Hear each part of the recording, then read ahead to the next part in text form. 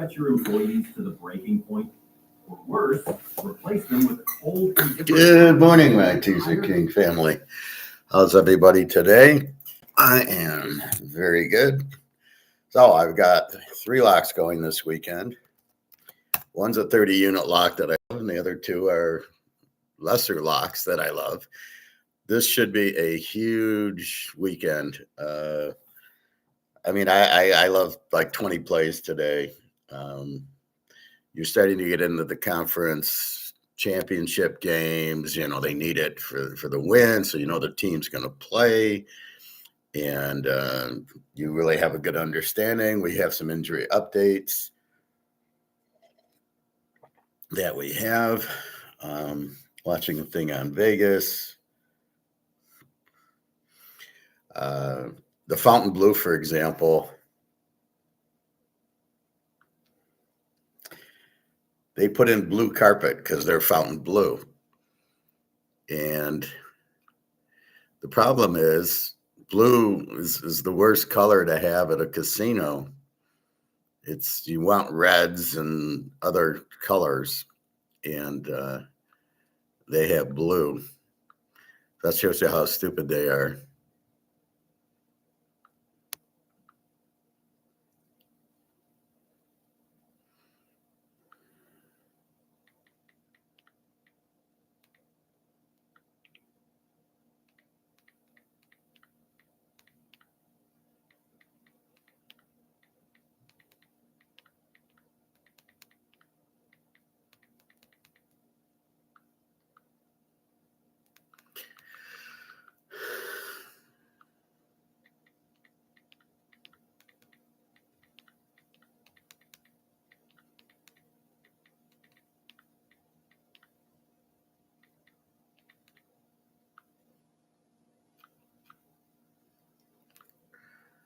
All right. So injury updates. Well, first I'm going to show you gold, and we'll get into football in like 2 minutes. So gold yesterday has this really strange pattern, which I'm into patterns, as you know. So tell me what the fuck this is.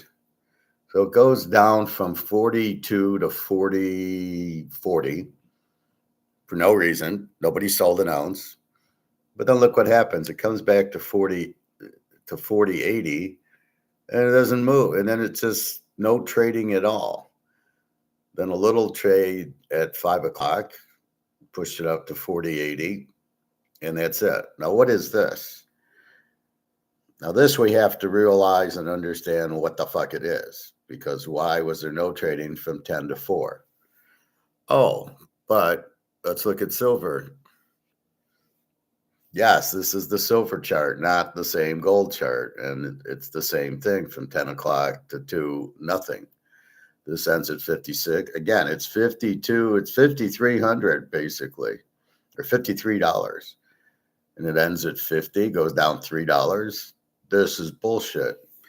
The most highly demanded thing, silver, the most highly demanded thing, gold. And they're fucking around with these options. Now, I assume the reason they let them fuck around with these options are because they want to buy it cheaper. So this is more, I want to buy it, but the problem is COMEX doesn't have any gold and silver to buy. So this is all going out very, very soon. The real gold and silver price, gold will be at least 10,000, silver will be at least 2,000, just based on demand and based on the fact it goes down. Well, that's not normal and that's not real. That's not the market saying, oh, I want to sell. Not an ounce of gold and silver was sold. The price goes down. What do you mean the price goes down if nobody sold? How the fuck does that happen?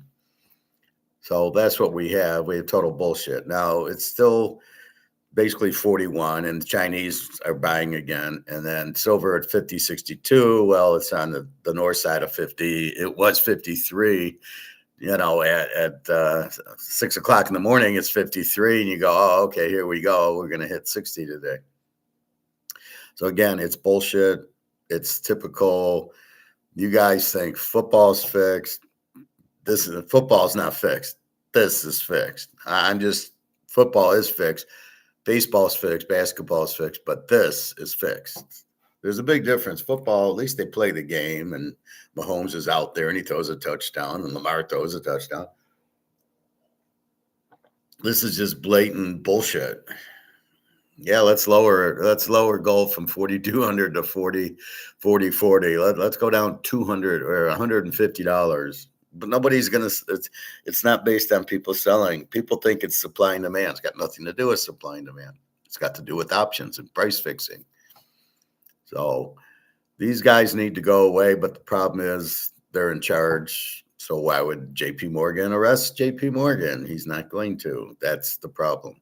We've got an illiterate, corrupt government run by the mafia, who runs the banks, who runs the government. All these, you don't even need Ponzi schemes. All you need is just, these lobbyists. Here you go. Okay, let's go to war. Yeah, okay. Yeah, sure, we'll go to war. I mean, what the fuck is this whole thing going on? The problem with the war is they think that that'll get us out of the recession, going to war. Now, what kind of idiot thinks that? Well, they'll buy all our missiles. Who and how? They don't have money to buy them. Your missiles aren't going to be ready for a year. What the fuck are you talking about? And how does that get you out of a war? Well, it worked in World War II. Well, only because they had gold to pay us and we could produce. We can't produce missiles anymore. Raytheon, they maybe make 10 missiles a year. Silver's going up. Well, let's keep silver down because it's in the Tomahawk missiles. You can't control the market. You're trying to control the market, but what about gold? Why are you controlling gold? Well, then everybody will dump the dollar. Well, I got news for you. Everybody's dumping the dollar. So this whole thing is just bullshit. But at the end of the day, we're fine.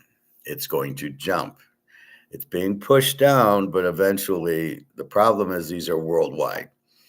This is the problem with the U.S. You got China, you got Russia, India, Saudi Arabia, and all the BRICS countries buying gold. Poland, Czechoslovakia, who aren't even in BRICS, buying gold. So with all them buying gold, you try to suppress it, and they just buy it up, and that's why it's not going down further. And eventually, you're unloading paper, and people go, okay, deliver, because the way it works, you can ask for delivery when you buy the option, which they're doing, and there's no metal to give them. So this is ending very soon, and then we're going to get a real gold and silver price. Yeah, the dollar collapse. It's already worthless. But all they need to do is have a gold-backed currency. Maybe we can join BRICS and get a gold-backed currency. Gold will save the economy. Gold will save the monetary system. It's collapsing. It's not collapsing. The monetary system's fine. It's the dollar that's collapsed, that has no value, which is used as the medium of exchange. So all you need is a new medium of exchange backed by gold, and then it'll be fine. No, you can't back it by Bitcoin. Bitcoin, I was reading, is like under 95,000 again. Wait, I thought it was going to go to 1 million. Oh, wait, how about 200,000? Now it was 120. It's down to 95, and everybody's leaving, and it's going to crash just like the stocks. People think that they can, people don't understand they need to get out of the money. That's what people don't understand. And that's why our one student thinks, oh, no, I shouldn't have bought physical. I got to pay tax. He's out of his mind. I showed you that thing, and I'll be happy to show it again if we have time. Basically, you don't pay tax on Eagles. You don't get 1099 on Eagles. And that's the key, is if there's no 1099, there's no tax. That's the point. It's not, oh, I sold gold, I got to pay this big tax. No, you don't. Eagles, there's no tax. Oh, that's only if you sell more than 22 ounces of either Krugerrands or Maple Leafs. Do you even pay a tax? So just take 20 ounces. Why would you sell 20 ounces? Because you're out of your mind. So again, understand what's going on. You don't pay tax if you don't get a 1099 or a W-2. There's some sort of, gambling winnings or something like that. I was talking to my friend in Vegas yesterday, and I was telling him about that. And I says, well, at least we don't pay tax on gambling. He says, well, you do if it's more than $10,000 or 300 to 1 odds or some shit like that. I go, I don't pay tax in poker. He says, well, I don't know about poker. He worked at the sports book. So in other words, and I said, I don't buy that because when I won all those, I had like 50 tickets and I won them all when I hit my Florida State lock. And, when I hit 11 team teaser, 10 team teaser, and the lady said to me, we don't 1099 you. Because I was giving her half my tickets and coming back 2 hours later with the other half. And she says, we won't 1099 you. So I don't know if it's only at certain casinos or what, but, unless you like win a World Series of Poker event, then you're going to get the check. You're going to get 1099. That's okay. But if you just start gambling there, blackjack, craps, you're not 1099. And if it's a matter of $10,000, so cash in 5,000 and cash in another 5,000. Anyway, but the only thing I know is okay, and I guess in sports betting, if you have a ticket worth more than 10,000, they'll 1099 you. Otherwise, if they don't ask for your social security card and they're not going to 1099 you, why would you pay tax on it? It makes no sense. David, good morning. All right. So I wanted to get that out of the way. Let's go to football. Now, 3 key injuries that we've been watching 2, and we stumbled on the third one today. So we'll go through the line. The first injury we've been watching is Virginia's quarterback, and he will play. And it's a big game, so I'm not surprised. He had a concussion, but he had to go through concussion protocol. So he's okay. He's good to go. So that's one game. The second game, Old Mississippi State, the quarterback. We don't know what the injury is, Blake Shapen, but he's good, and he is playing today. And a surprise that I just heard is the Ohio State, not the Ohio State, the UCLA quarterback. He's out. He got a concussion, and he's out. So maybe that's why the line was 31, because the line really didn't move, but we're going to check all that. So those are the 3. The Arizona State quarterback we know is out. The other quarterback's the Navy quarterback, which we'll take a look when we hit Navy. Let's check our scores yesterday. I didn't play anything. Oregon wins 42-13, and Clemson beats Louisville 20-19. Miller Moss probably threw a bunch of interceptions. I don't like Miller Moss, so I avoided that game. And then I like the under 50 in the Oregon-Minnesota game, but I didn't play it because I'm afraid of Oregon. And Oregon at home. See, this is the mystery. Minnesota is a 21 defense. They're a very good defense. You go to Oregon. If the game was at Minnesota, it would have been like last week was Iowa, right? Oregon goes to Iowa, wins 18-16. But they're at home against Minnesota, who's just as good as Iowa defensively, and it's 42-13.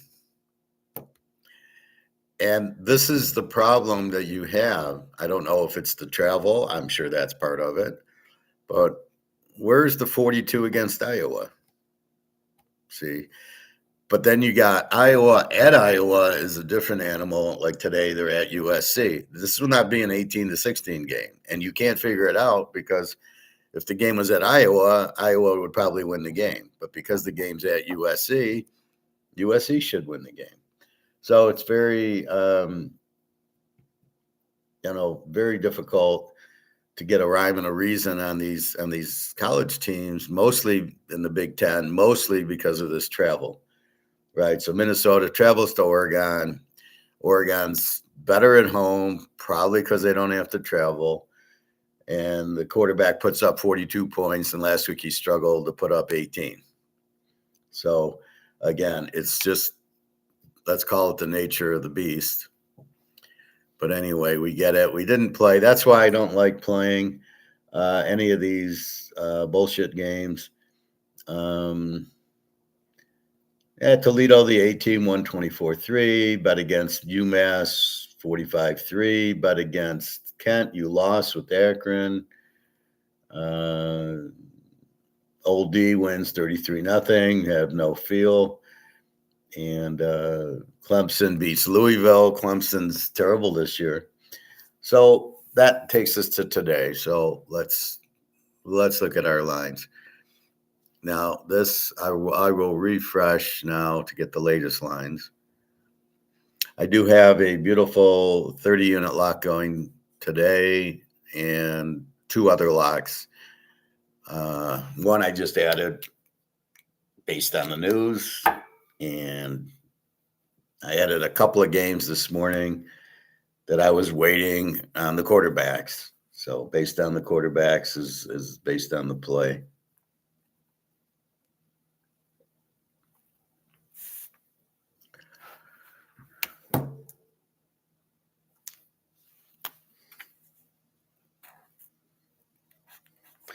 See, what gets you is when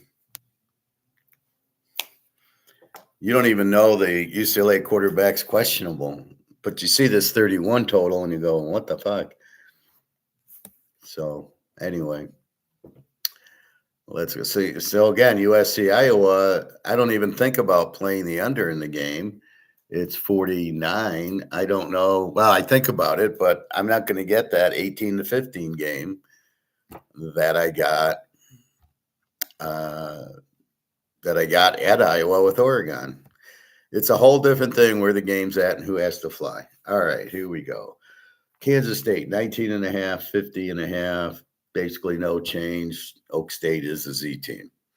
Notre Dame, Pitt, Notre Dame, 12.5, 54.5, really no change. They're both A teams. Pitt has their backup quarterback in, but he's been playing very well, so he's not a problem. Wisconsin at Indiana, 28.5, down from, I think this started at 30, and 43.5, down from 44.5. Wisconsin, an under team, 22 defense. Indiana, we know, an A team with the 12.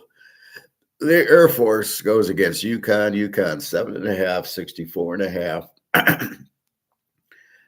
64.5. I'm surprised this total went up. Air Force, I don't know what they are. They were an under team, but the last three games they played Army-Navy football and ran it and ball controlled it. They got a 33 defense, but the defense goes down if the other team doesn't have the ball. UConn, a good team, a B team with the 24 defense. UConn favored by 7.5. If we get the same Air Force team we got last week, look out.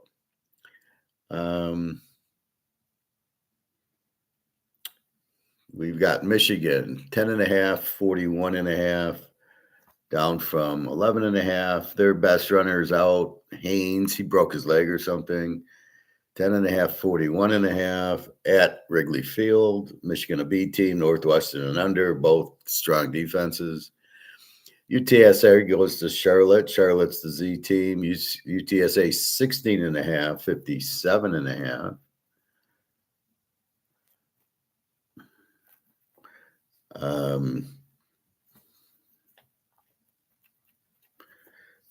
UTSA an over team, 33 defense. Charlotte, the Z team, 38 defense. South Florida goes to Navy. South Florida 10, 62.5. Both teams are over. Let's see if Navy's quarterback's playing. He skipped out the last hour before the Notre Dame game. Pretty funny. Let's see.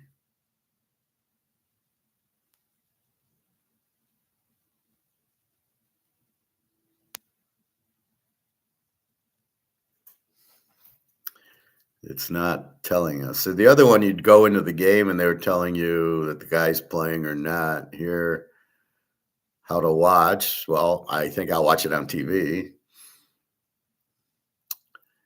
But it's not telling me. Based on the odds, I would say he's playing. I mean, if you're going to bet South Florida because the Navy quarterback's out, assume he's playing. So South Florida, they're both over teams with 25 defenses. Arizona goes to Cincinnati. Cincinnati's 56 and a half. Both are A teams. Two good quarterbacks. Sorsby against Fajita, both with 21 defenses. South Carolina goes to A&M. A&M 17 and a half, 49 and a half. We know how good their quarterback is. 17 and a half, 49 and a half. South Carolina an under team, 22 defense. Norris stinks this year. And A&M an over team. You're not sure. A&M beats Notre Dame, beats Arkansas like 44-41. Undefeated. Yeah, they're 9-0. They have to win the game again for rankings for the playoffs and to win the SEC. They're 9-0. They're number 3. So this is where style points matter.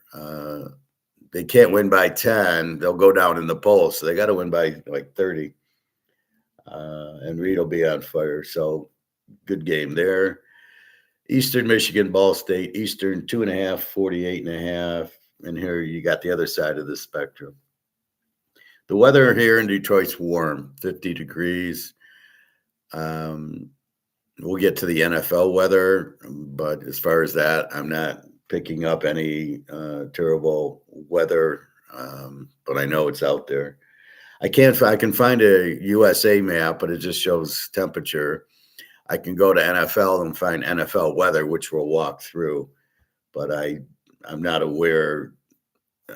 Going outside, I can see it's warm and not windy in Michigan, which would take me to Illinois and Ohio, mostly the Big Ten, right? LSU, Arkansas, LSU 4.5, 57 and a half, down from 6, and total of 57 and a half. LSU's an under team with a 19 defense. Arkansas, we know, is an explosive team with a 33 defense. LSU should be able to score in this game. I don't trust them laying 4.5 if they go to the backup quarterback. Alabama killed them last week with they put pressure on him and he fumbled twice. So he's a running quarterback because the passing quarterback isn't very good. Newsberger. Oregon State and Tulsa. Oregon State 1.5, 50 and a half. This total went up. So no weather in Oklahoma. Oregon State's a W team, 29 defense. Tulsa's the same, W with the 29. West Virginia, Arizona State. Quarterback's out for Arizona State. He got hurt. Levitt, unfortunately. West Virginia, the spread, Arizona State 11.5, 47.5, hasn't moved. West Virginia, W with the 30. Arizona State, I don't know what they are without the quarterback, and a 23.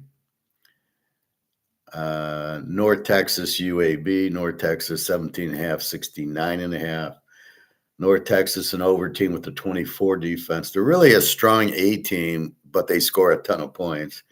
UAB an over team, but a 37 defense. So the difference is UAB doesn't have a defense. North Texas does, and North Texas beats the shit out of you. I'm not going to call this an over game. This should normally be an over game, 2 over teams. But the reason UAB is an over team is the 37 defense. But North Texas has really got a pretty strong defense also. So I don't think this game gets to 69 and a half. I think that's way over valued. Marshall, your free pick, 7.5, 62 and a half, down from 63 and a half. This is your free play. Go Marshall, Georgia State, the Z team. Marshall, the over. Marshall's got a 33 defense, but we know Georgia State with the 40. We had Coastal Carolina in our free play lock last week. This is not a lock game, but it is your free play.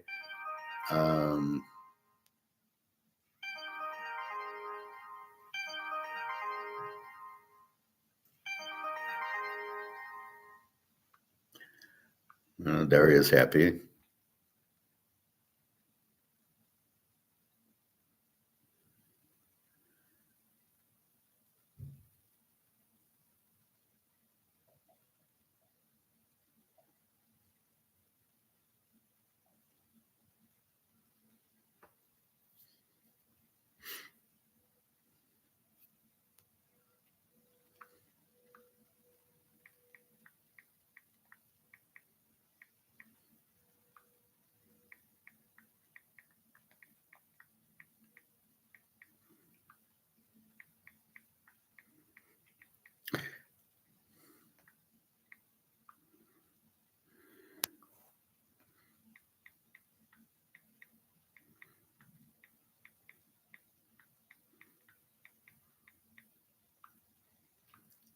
Sorry about that.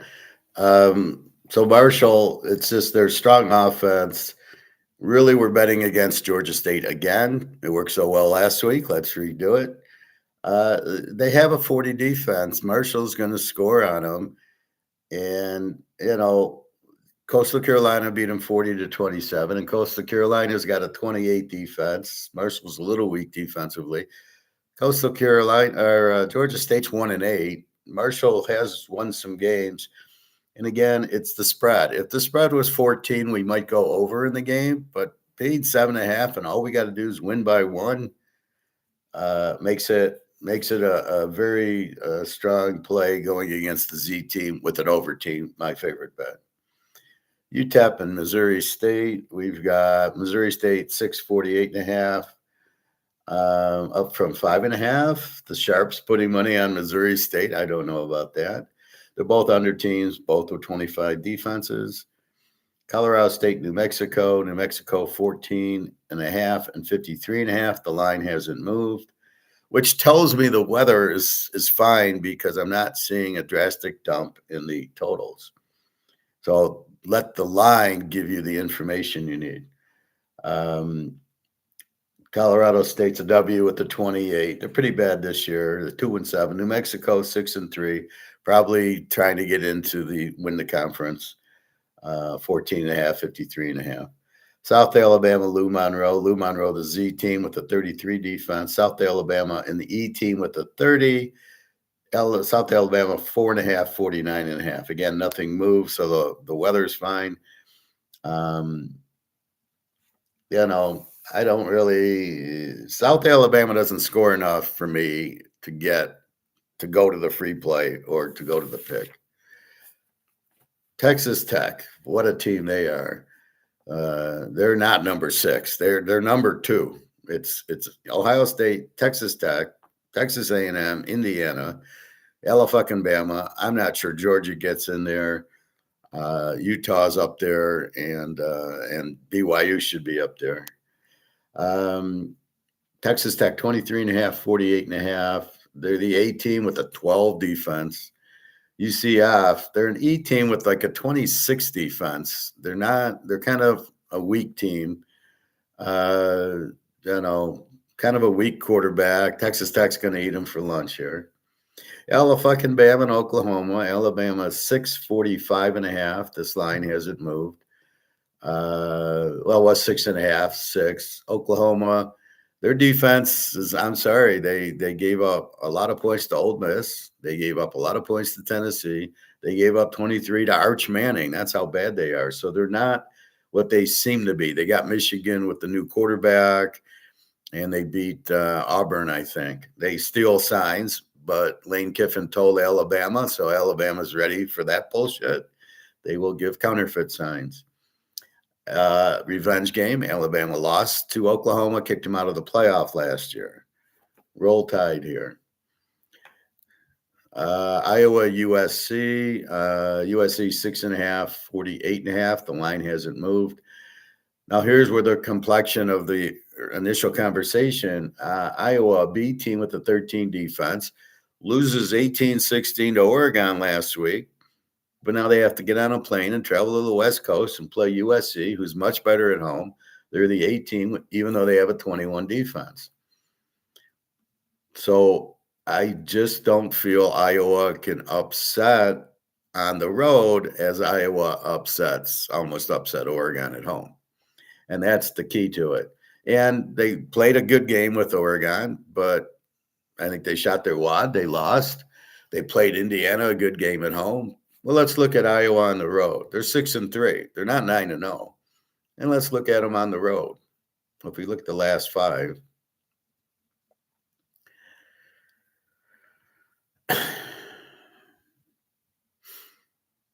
So on the road, they beat Wisconsin 37-0. They've been playing a lot of games at home. They lost to Indiana 2015. They beat Penn State 25-24. They beat Minnesota 41-3, and they lost to Oregon 18-16. So their losses have come to Iowa, Indiana, and Oregon, but at home. Let's view all. So they've only lost to very strong teams. Albany doesn't count. Oh yeah, they lost at Iowa State 16-13, and now we see Iowa State's okay. They're not great. They beat UMass 47. So in their little thing, they've got a 34-7 Albany and a 47-7 UMass.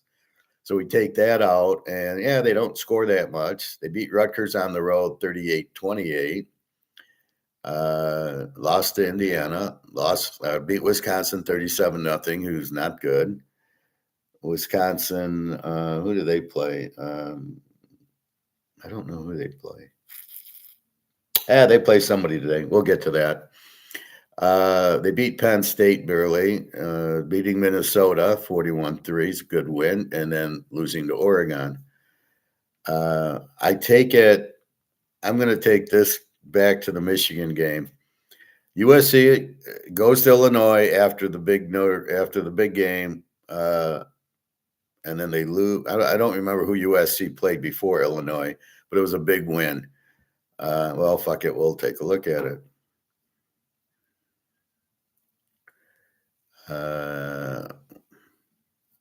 Nobody really.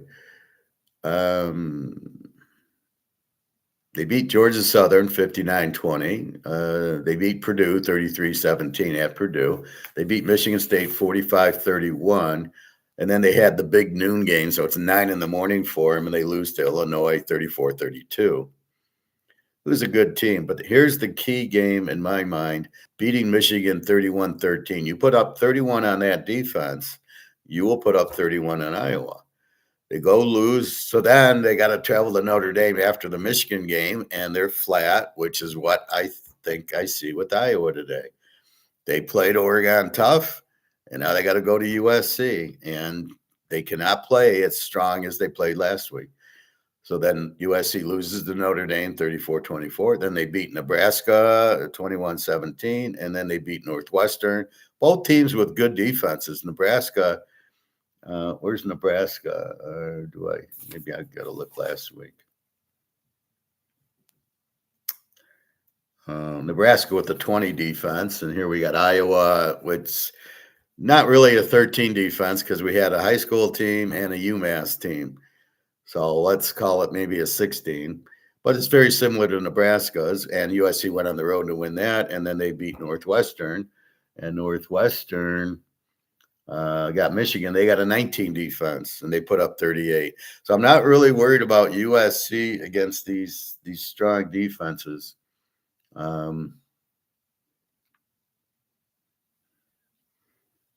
So again, they've only lost USC to Notre Dame and Illinois on a fluke and at the end of the game, where Iowa lost to Iowa State, Oregon, and Indiana. Close games. This might be a close game, but I think USC showed you against defenses like Michigan, Nebraska, and Northwestern, who's got a good defense, that they can put up 30 points on these good defenses, especially at home. So I look at the Michigan game and I compare it to this Iowa game. They're about the same. And USC handled that. So that's how you got to kind of look at it. You got to look at a very similar team like a Michigan, like a Nebraska, and you say USC could score and handle them. They will score and handle Iowa. So that be the bottom line, Mr. Stone Cold. He said so. So again, I'm finding so many games this week. Now that I have the stats, I can find 100 games, and that's what I've done. You should see my Teaserking. I've got it's loaded with picks, and I love them. I mean, I'm like, yeah, I got to play them. All right, San Jose State 9.5, 49.5 to Nevada. Again, San Jose State an over team, and Nevada a Z team. So Nevada basically doesn't score. Michigan State, Penn State 7, 49.5. We really don't know who Penn State is. They got the new quarterback, the new coach. They did play a close game with Indiana somehow last week. Michigan State's an over. They played a decent game against Michigan. This is at State. State's an over team with the 31 defense. I think Penn State scores. Michigan State scores. So we'll see. NC State, Miami.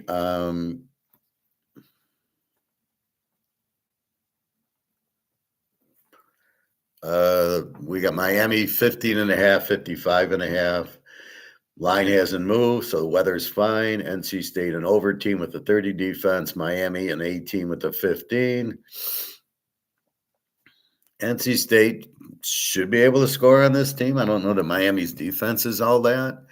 They did struggle against Louisville, and it was a 28-20 game against SMU that they lost. So they do give up some points. NC State can score. Their quarterback is decent. He can put up some points. 55.5. Miami should score. Maybe goes over. I'm not sure. Georgia Tech, BC. Georgia Tech 16.5, 60.5. That number hasn't moved. Georgia Tech, a B team. Our Haynes King, thank you very much, a 23. And BC, a W team with a 34 defense. So there you go. Boston College, you thought was good. They played Notre Dame 25-10. Then Notre Dame scores 40 on everybody else. Go figure that out. Virginia Duke 4.5, 59.5. We know the quarterback is playing. Let's double check this. He was playing an hour ago.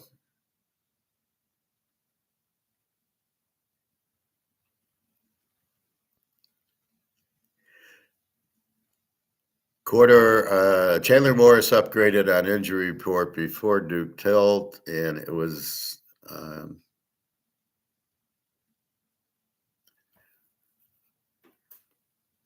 they give you a song and a dance, and then they say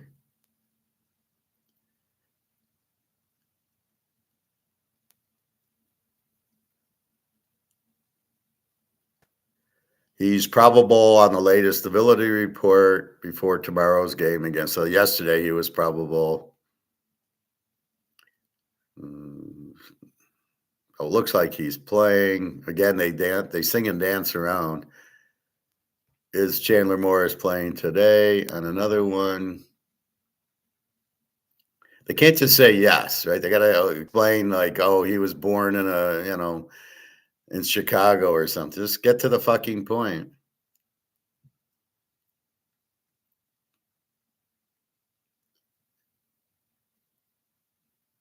On the season, Morris is, can we get to the point?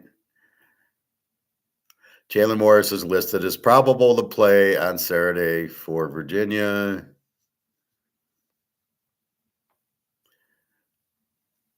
They need to confirm it that Morris is out there and going through warm-ups. It sounds like Virginia will have its leader on the field. So I'm assuming with that he will be playing.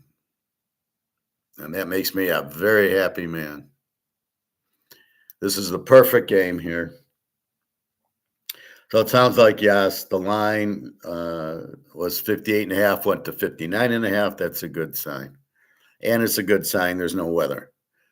Texas State, Southern Miss 3, 65.5. Texas State, an over team, 34 defense. Southern Miss, we really like them this year. A B team with the 24. We'll see what happens there. App State, James Madison, 21, 52.5. They're the A team in the Sun Belt. App State's an over team, 27. James Madison, strong team, 16 defense. Go James Madison, beat the Navy. Western Kentucky, 13.5, 54.5 to Middle Tennessee. They're the Z team, Middle Tennessee. Western Kentucky, 7-2. They've had some games. Let's see, do we want to take Western Kentucky today? I have not. I haven't really looked at this. There's too many. I see. How a win over Western Kentucky could salvage Middle Tennessee's season. Yeah.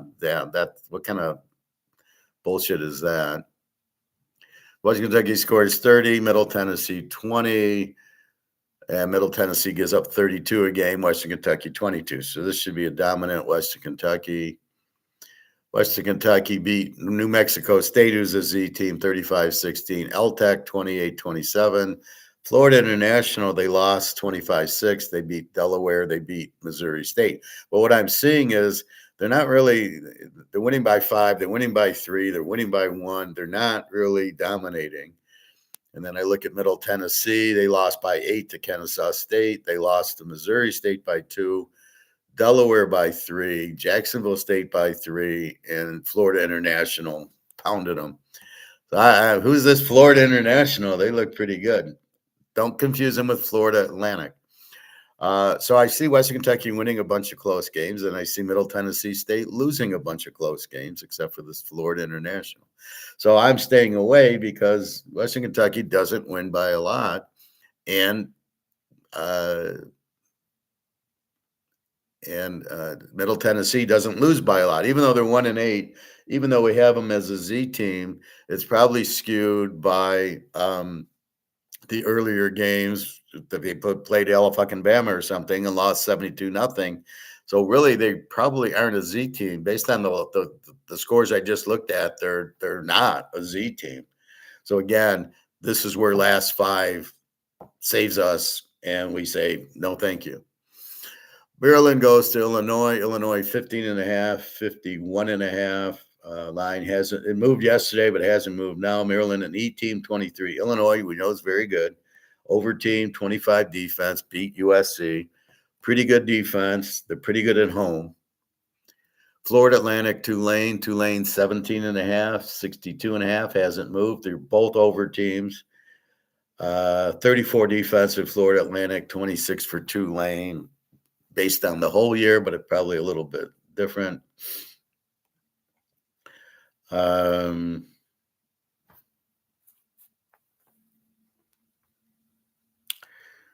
We've got so Tulane is the over. They're both over teams.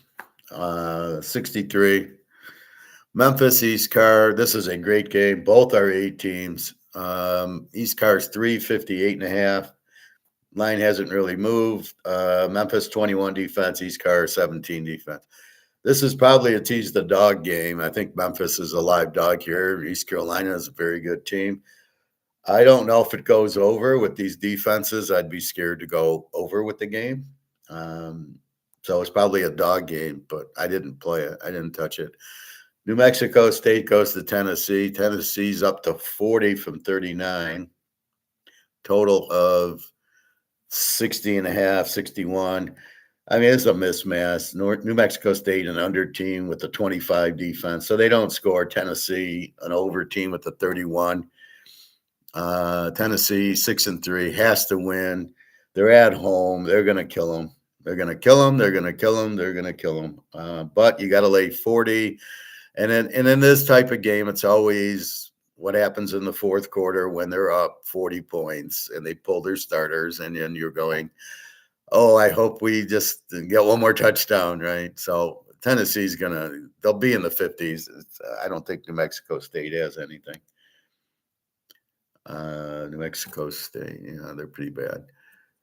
North Carolina, Wake Forest, both under teams. Wake 5.5, 38.5, down from 6.5.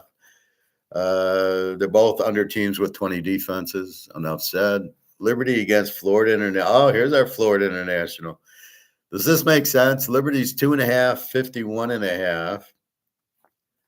51.5. To Florida International, who just blew out both of the teams we were looking at, Middle Tennessee and Western Kentucky. They're an E team, and they have a 30 defense. Interesting that they're a dog. You would think we got to look at this game. I haven't played this game. I've been preoccupied by all the other games I'm playing. All right, Florida International 26 offense. What is this? Liberty 23 defensively. Liberty at 22 and a 30. Recent games, Liberty lost to Old D 21-7, beat UTEP 19-8, beat this New Mexico State team 30-27, who Tennessee's playing. They killed Delaware 59-30, and then Missouri State, they lost 17-21. They're all over the place. 7 on Old D, a 19 on UTEP, who sucks, and then a 30 and a 59, and then a 17. Defensively, it's a couple of 21s, an 8, and 2 30s. All right, Florida International. Loses to UConn 51-10, beats Western Kentucky 25-6, loses to Kennesaw State 45-26, loses to Missouri State 28-21, and then beats the shit out of Middle Tennessee. So we got a bunch of low-scoring games, except for Middle Tennessee, and defensively, they've given up 50, 45. So we have no thought of playing Florida International. We have no idea what to do in this game. It could be over, it could be under. Either team could win, and Liberty, I think, is the -3 is correct there. Coastal Carolina, Georgia Southern, our lock team last week. You just love when you win a lock with a Coastal Carolina. I was sitting in Vegas in the Caesar Sportsbook, and I'm, handing out my cards when you could actually go and watch the games in the sportsbook. And I'm talking to a guy. Oh, I handicapped. Da, da, da, da, da. Well, what were your games? Well, I had Alabama and Ohio State. He says, well, anybody can pick those games. And then I came up with like a Coastal Carolina type of game. I said, well, how about this game? And that shut him up pretty quickly. Like trying to think, well, big deal. Well, no, it's not a big. It is a big deal to hit Alabama. You're here to make money. You're here to pick winners. So if Alabama is a winner, well, you can't pick Alabama. I mean, what kind of crap was that? So anyway, I had one of my patented Coastal Carolina type of games, and that shut them the fuck up. Anyway, Georgia Southern, Coastal Carolina. These are both over teams, 28-34 defense. Georgia Southern is 59.5. So nothing's really changed. So no weather in Georgia. Again, that's what we're key. If we got to look at the Georgia Texas game to see if there's a change there. Let's quickly, Georgia 49.5. It was 49.5. So no weather. If you got like a hurricane or a big wind, you'll see the line drop. We have that in Buffalo. So we'll get to that when we quickly look at the NFL weather. So both over teams, both 30-something defenses, total of 59. Enough said. Utah and Baylor. Utah is up to 9.5 and 60 against Baylor. Utah an 18 with the 14 defense. Baylor an over with the 29. Let's just see if anybody got hurt in Baylor. We don't know about.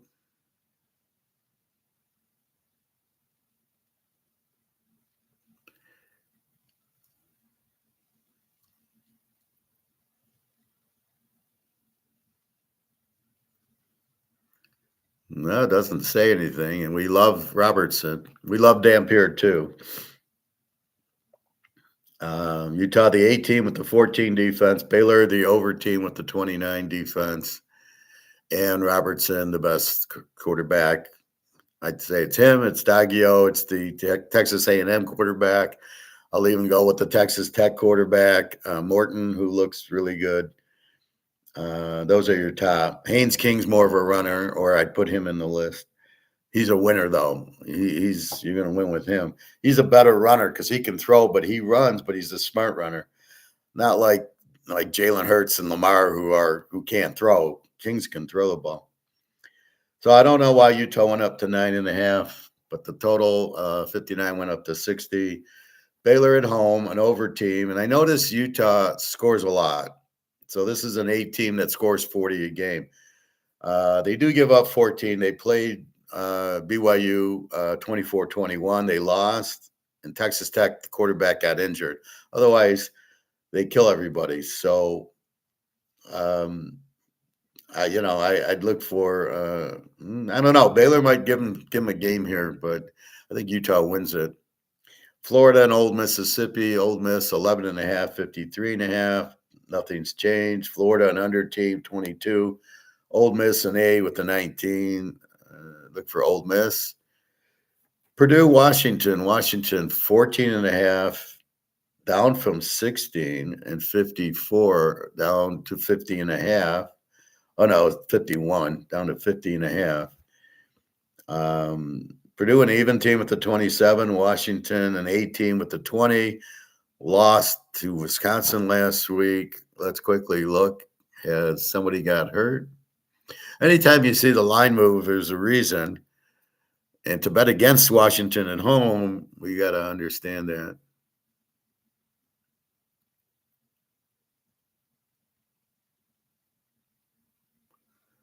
No, I'm not seeing anything. So I don't think Williams is out. Washington's got a young quarterback. He's a sophomore. He's really good, but he's a little raw, like losing to Wisconsin last week. Maybe that's why this line's down.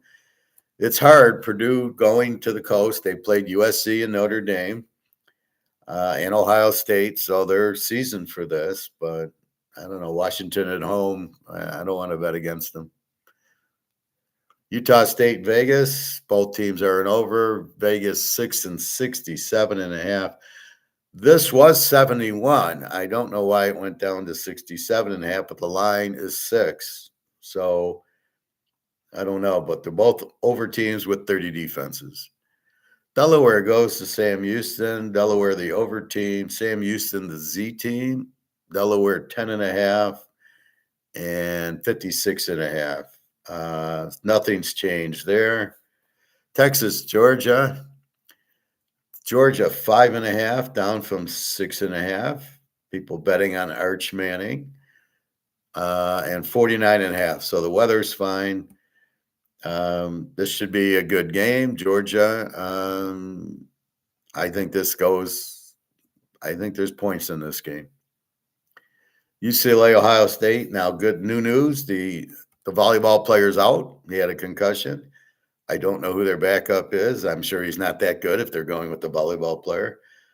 Ohio State, wow, 34.5 and a total of 47.5, 48.5. The total really hasn't changed, but the line has 30 to 34.5. Again, the quarterback. See, that tells you there's a problem when the line moves like that. Now, I'm surprised the total hasn't moved down because UCLA's got their backup quarterback in.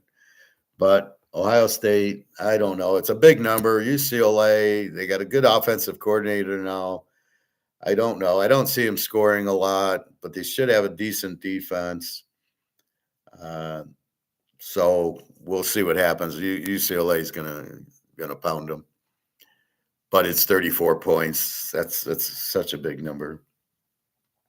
A lot of that's coming because UCLA got killed by Indiana, so people are thinking that. But Ohio State, yeah, they kind of put you to sleep. 34, 37, 40-0. Florida State, 14, 55.5, so no weather in Florida. Virginia Tech, an even team with 29. They're pretty bad this year. So is Florida State, an over team with the 21. I don't buy the 21. They played some good teams and gave up a ton of points. They did beat Alabama somehow, but that actually made Alabama a better team because they had the loss and they got scared and they blow out everybody. Virginia Tech 29 defense. Like I said, Florida State, I don't buy it.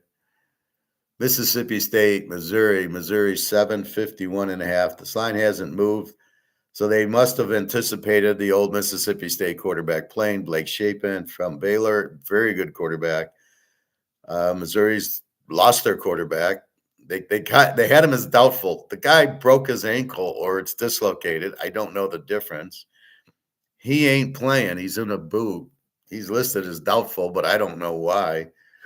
There's no way he's playing. So maybe they're praying he can walk. I don't even think he can walk.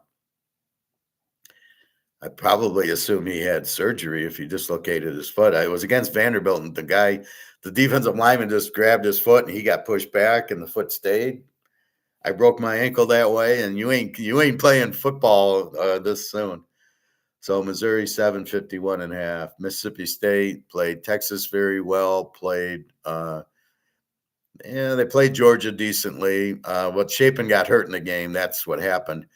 And the backup came in, but it would have been a lot closer with the Georgia game. Jacksonville State, Kennesaw State,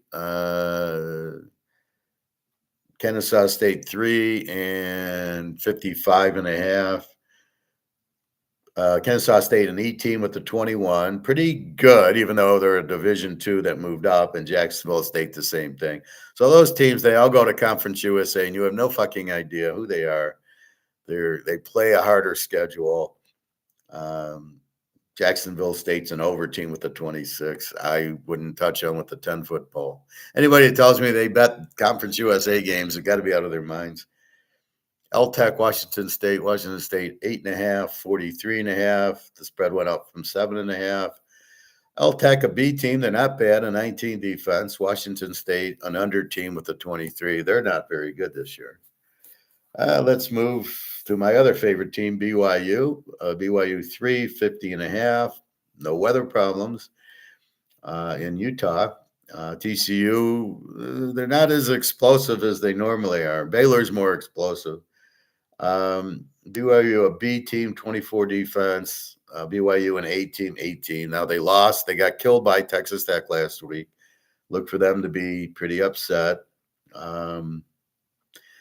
It's funny, BYU and Utah, they do score a lot, considering they got these killer defenses. You think, oh, every game's going to be 10-7. And yet when they played Utah, it was 24-21. So they do play pretty explosive, even though they have this great defense. But Texas Tech shredded them last week. Boise, San Diego State. San Diego State 2.5, 41.5. The line hasn't moved. We got Boise, a B team, 24 defense. San Diego State, supposedly an A team with a 13 defense, but they lost to Hawaii. So not sure if they're an A team. Boise, probably a live dog here. They did get killed by Notre Dame. They lost another game.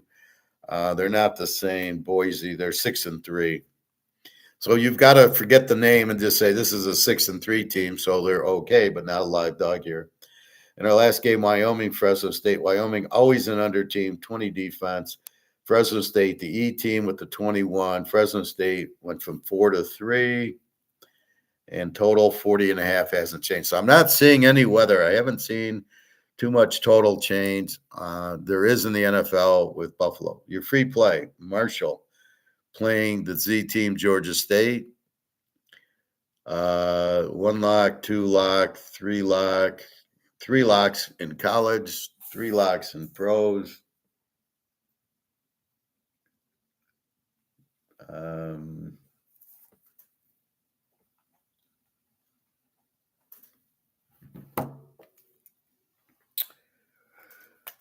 I have to do something.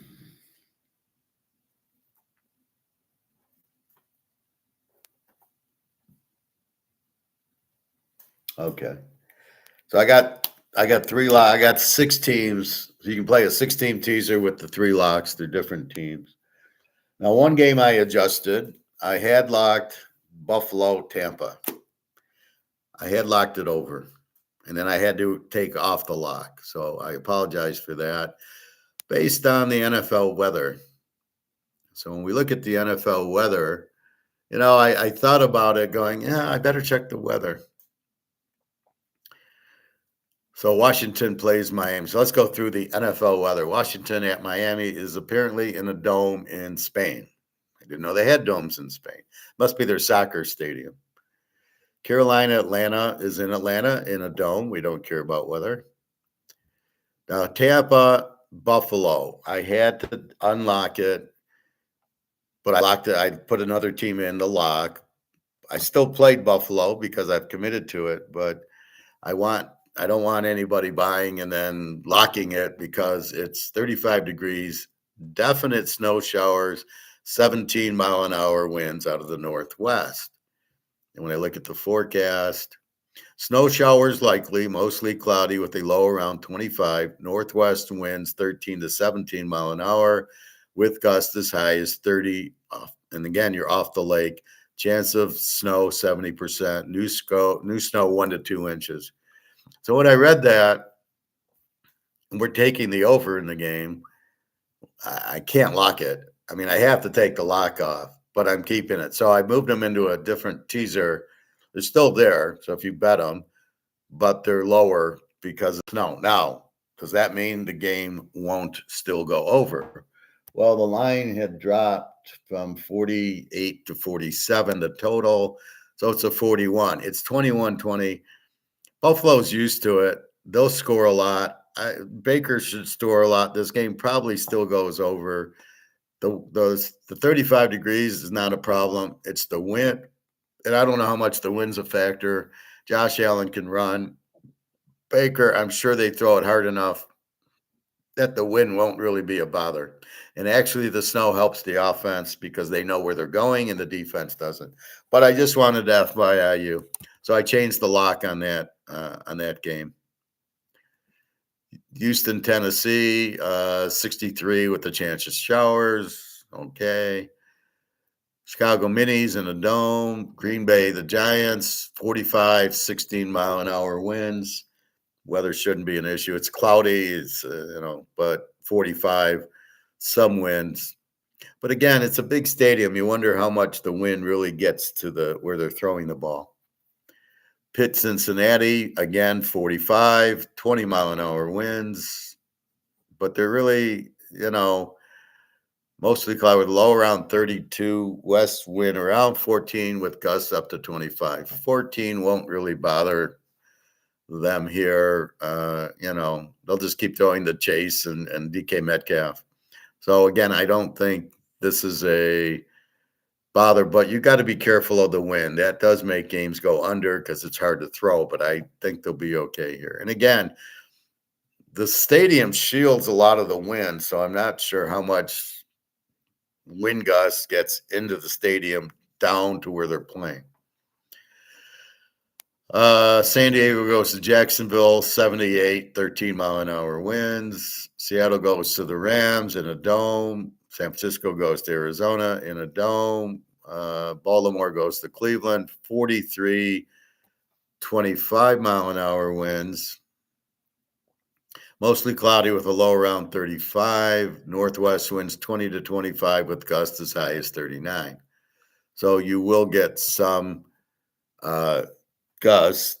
The team that can run the ball best, I think, helps, which is Baltimore, Lamar. This seems like it could be a low-scoring game, but the total has gone down. We'll get to the totals in a minute. KC goes to Denver, 70 degrees, chance of showers, 6-mile-an-hour wind, no problem. Detroit, Philly, 41, partly cloudy, 14-mile-an-hour winds. Partly cloudy with a low around 37, west wind around 15 with gusts as high as 30. Maybe if they have that big a gust. And Dallas at Oakland's in a dome. So weather will be bothering Buffalo. And it'll be bothering maybe the Pitt game a little bit and maybe the Baltimore game a little bit. Otherwise, it's either in a dome or what. And then you don't know how gusty the wind gets. But I'm noticing today I'm not seeing Ohio State. I didn't see the total drop because of that. So let's quickly check the totals in the NFL. We'll do the lines tomorrow, but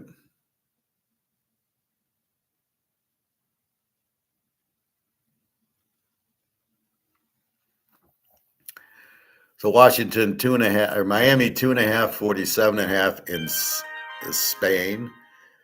LA at Jacksonville, San Diego at Jacksonville, San Diego 43.5. That's why I do San Diego.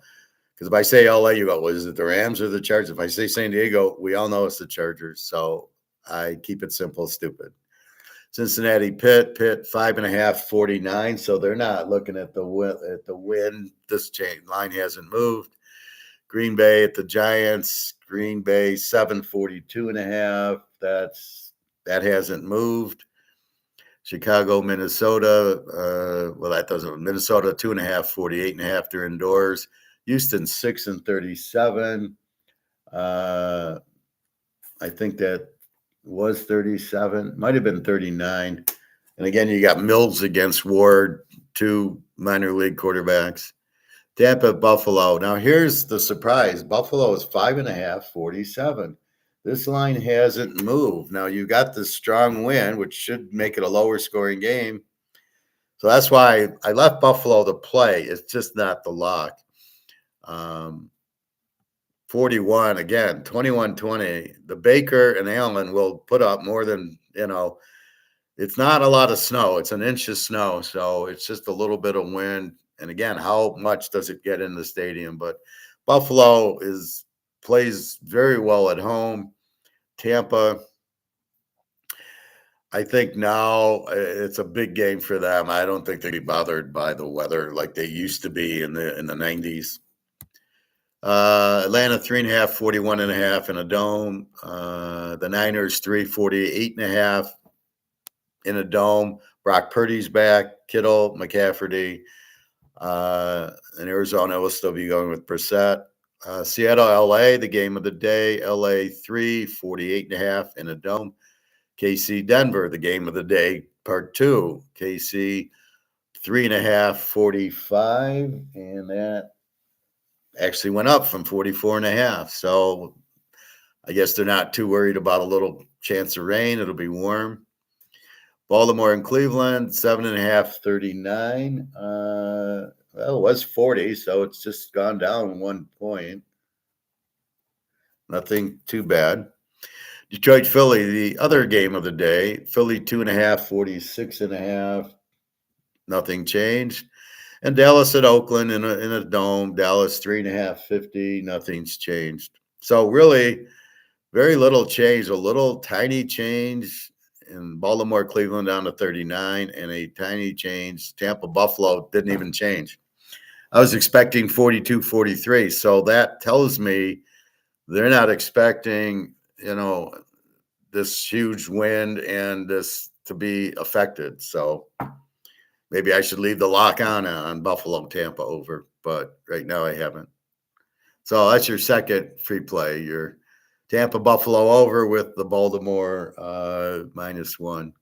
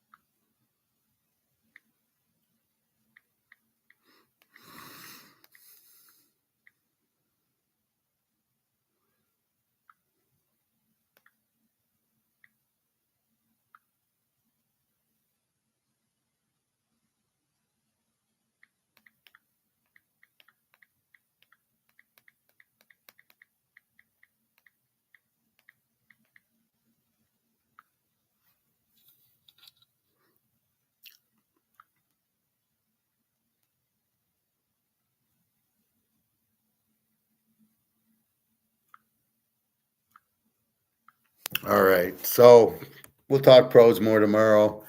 From what I can gather, the quarterbacks are Mariota against Tagovailoa, Herbert against Lawrence, Flacco goes against Rodgers, Love against Winston. Really? Caleb, and I guess it's JJ McCarthy. Mills against Ward for Houston. The Baker and Allen. Good game. Young against Penix in Carolina, Atlanta. Purdy's back against Brissett, San Francisco. Darnell and Stafford. Mahomes and Knicks. Lamar was questionable, is playing against Gabriel. Golf against Hurts. And Dak against Geno, the Anvil Smith. All right, I got to add another college play.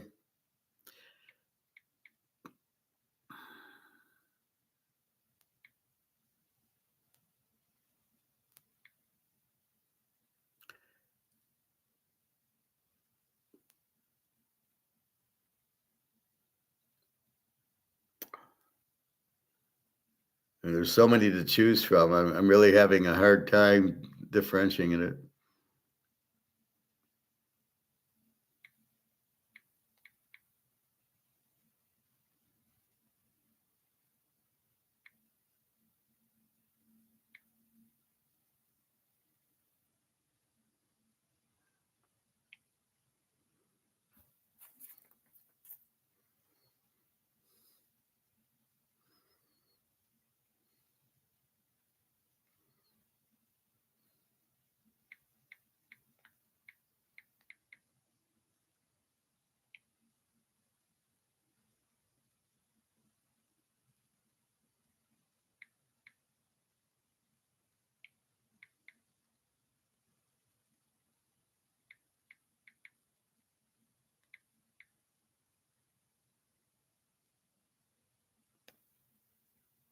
Had a big week last week, hitting my big lock, my 25 unit lock. So this week there's a 30 unit lock out there. It is a pro college lock. I've locked the college and I've locked the pro. So I got 6 teams in locks. So when you read my thing, I know there's a lot of games, but you got to look at it where it's, play it your way. These are my picks that I'm using. And I bet a lot of games, but I've always bet a lot of games, even when I was, there was one weekend I was working at the grocery store at the Farmer and Jack's. So this was in the late 70s, and I had a weekend. I went 17-0. I made $1,700. So it's not uncommon for me to pick a lot of games. I think that's the best way to win teasers, because if I just play 2 teasers and I go 3-1, I don't win any money, especially if they're the same bet. So you differentiate your teaser bets. You bet more on the good games. That's why I do the locks. That's why I do 30 unit locks.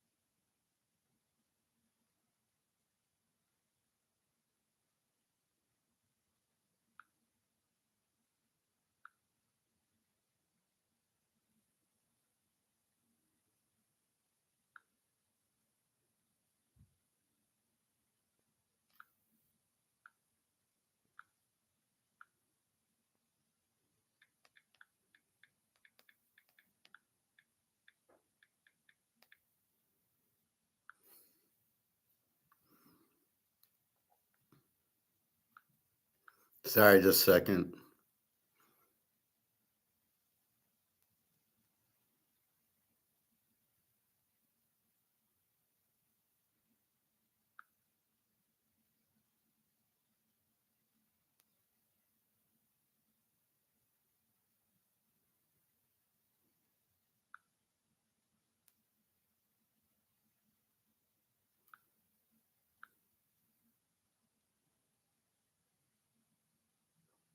All right. So sorry about that. I'm getting a buyer who wants to use Venmo, but I really don't know my Venmo. Ron knows it. He Venmos me every week. So I think it's my name, so we'll see. So anyway,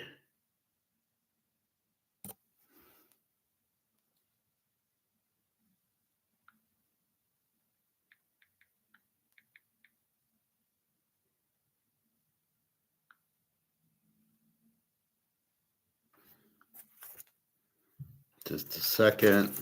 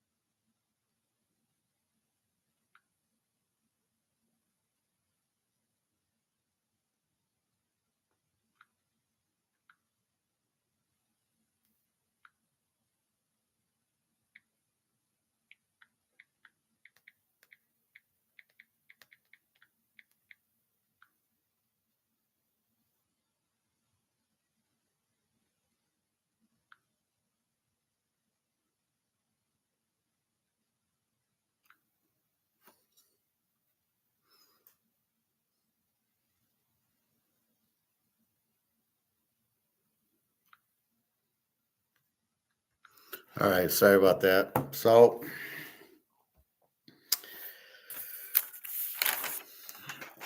that's why just go to the site and go purchase picks. It's so much easier. Anyway,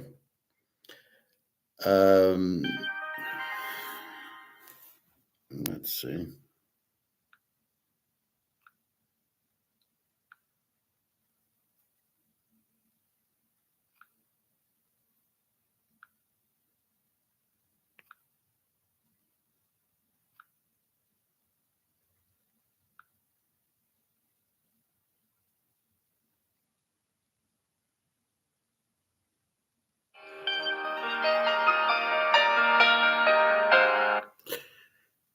Hello? Hello? Hello? Hey, Howard? Yeah.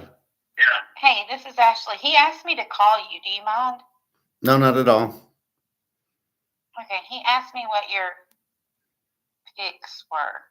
Yeah, I know. I'm going to send you the password on the text message and then go into Teaserking and go to the purchase to the this week's picks tabs.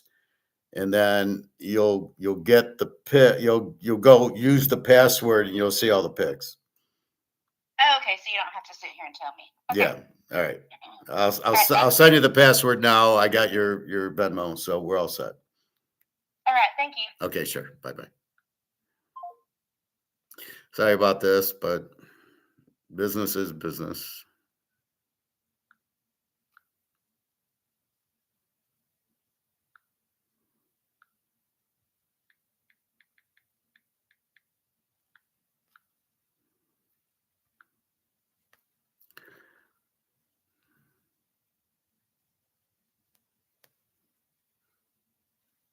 This will just take 1 second.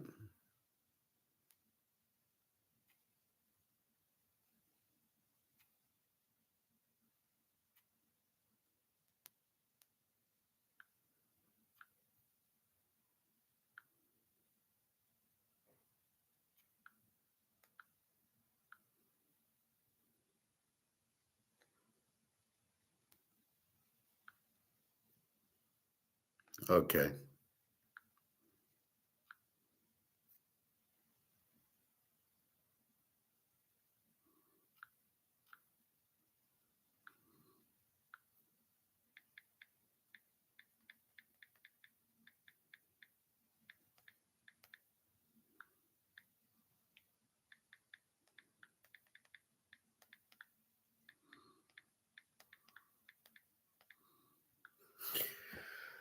Okay, so sorry about that.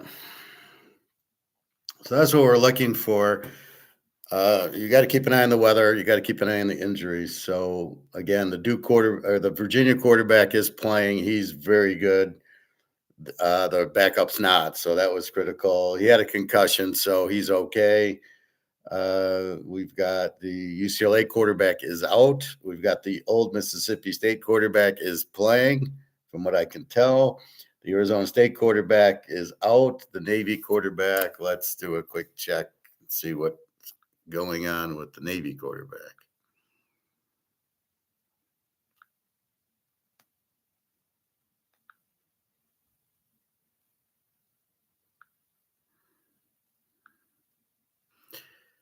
And then the other with the weather, I don't know. I don't understand why the Buffalo is not moving.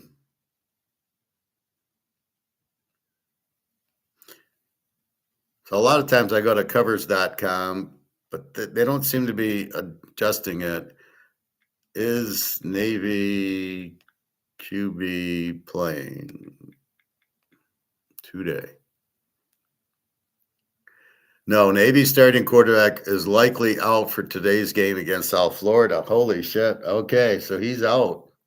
Their backup was okay, but nothing great. South Florida 10. They're laying 10. Oof. All right, let's just verify, is Virginia quarterback playing? So you get better information on Google. Is Virginia quarterback playing? Yes, Chandler Morris is expected to play today. So we're on a roll. Let's go to Mississippi State just to verify.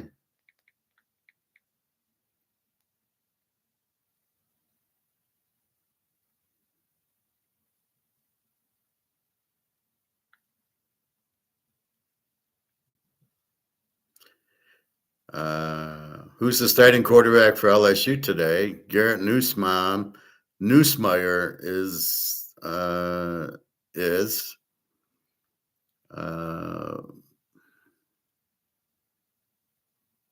is Blake Sapin playing today?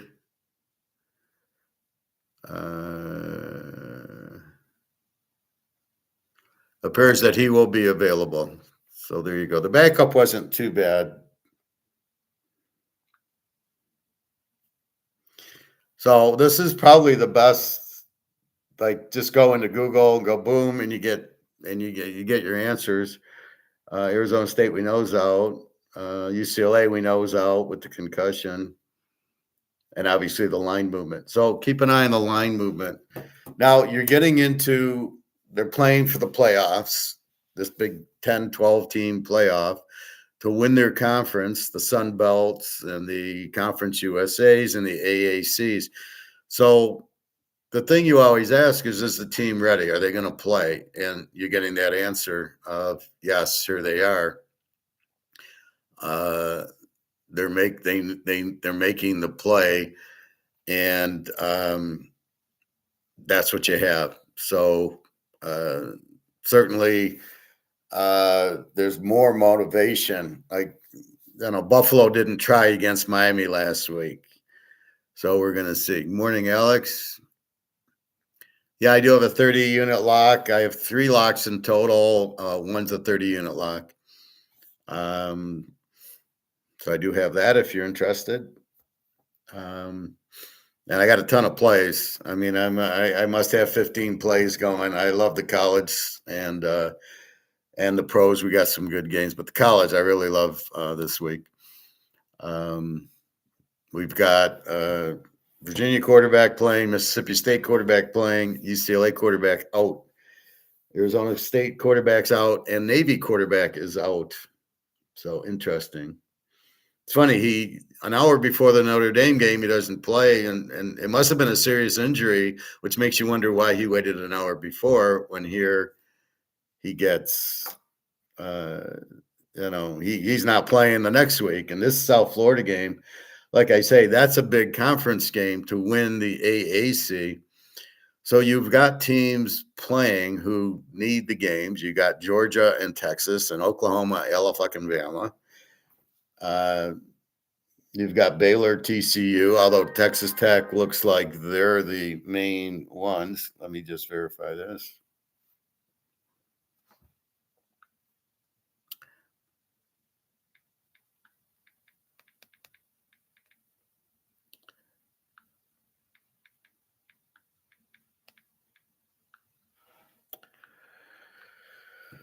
All right.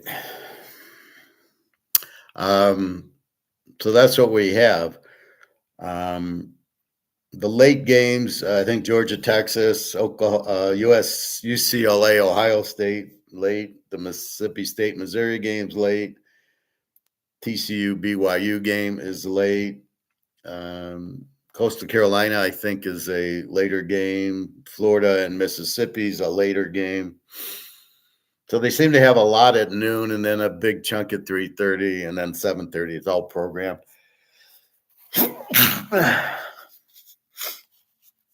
Too much. Here the weather's good. It's 55 in Michigan. Cloudy, but that's it. Money sent. Do you need the password, Alex? Let's see.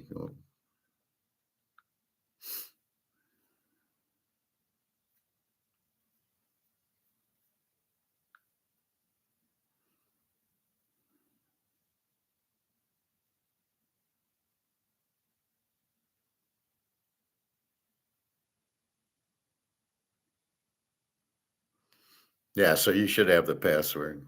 Okay. Or what did you buy? Do you need the password, Alex? Oh, please send it. Okay.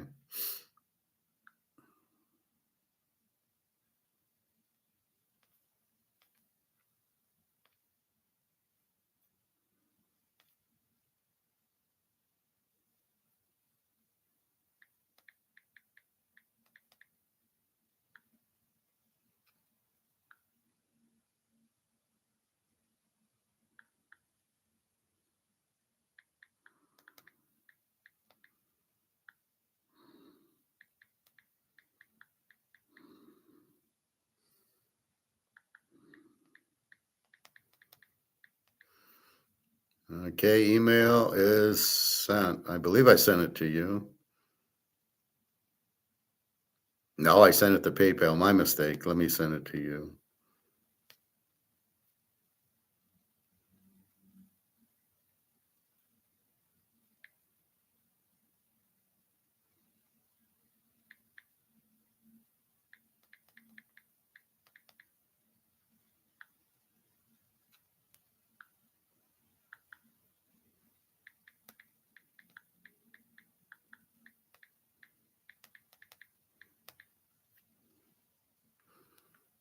All right, this time I sent it to you, Alex.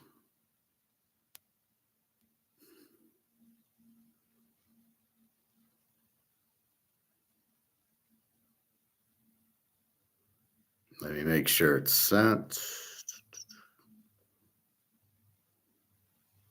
Yeah. Okay, you should have it. Okay, good. Thank you. Oh, you got it. You got at least a half hour, but I don't know that I played a noon game. No, I think they're later games. And again, the UCLA quarterback is out, and our Virginia quarterback is in.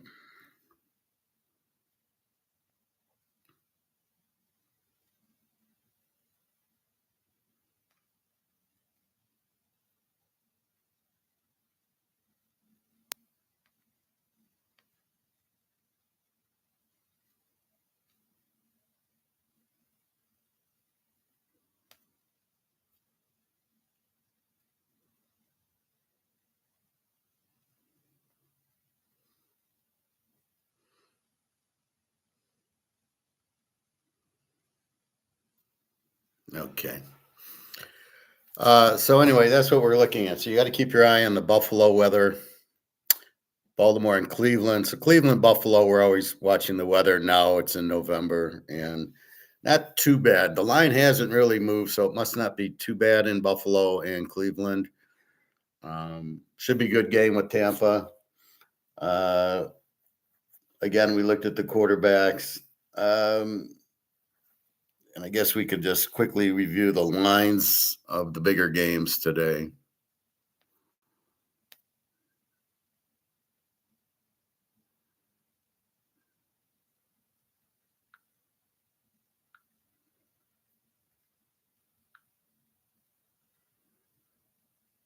Let's just see if this Buffalo line moved.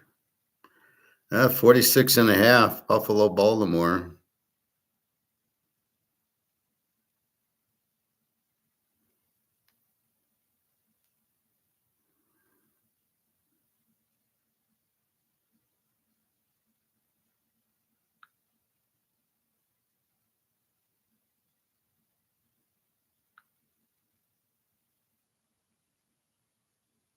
$47s, 46.5.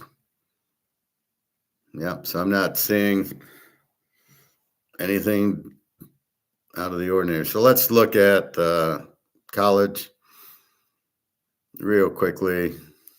Just the bigger games. Any movement.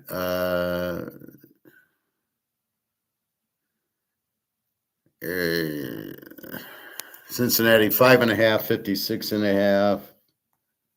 These are noon games. A little bit of movement on Arizona. Total goes up 1. Okay, I don't understand this. If the Navy quarterback's out, why is South Florida 8.5, 62.5? This doesn't make any sense if he's out. Unless Google's fucked up. Here's 9.5.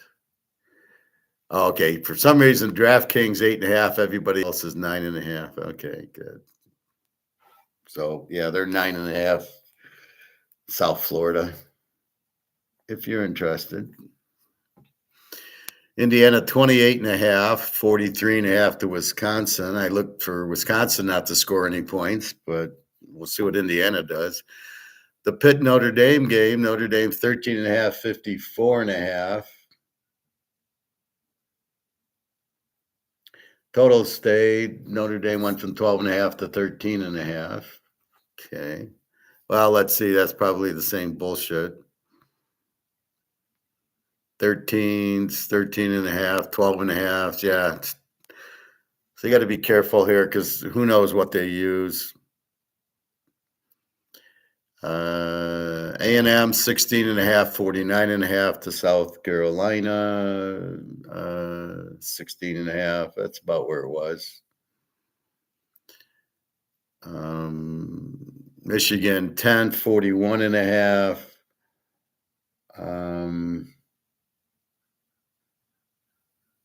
Really hasn't moved. Prophet, good morning. How are you today?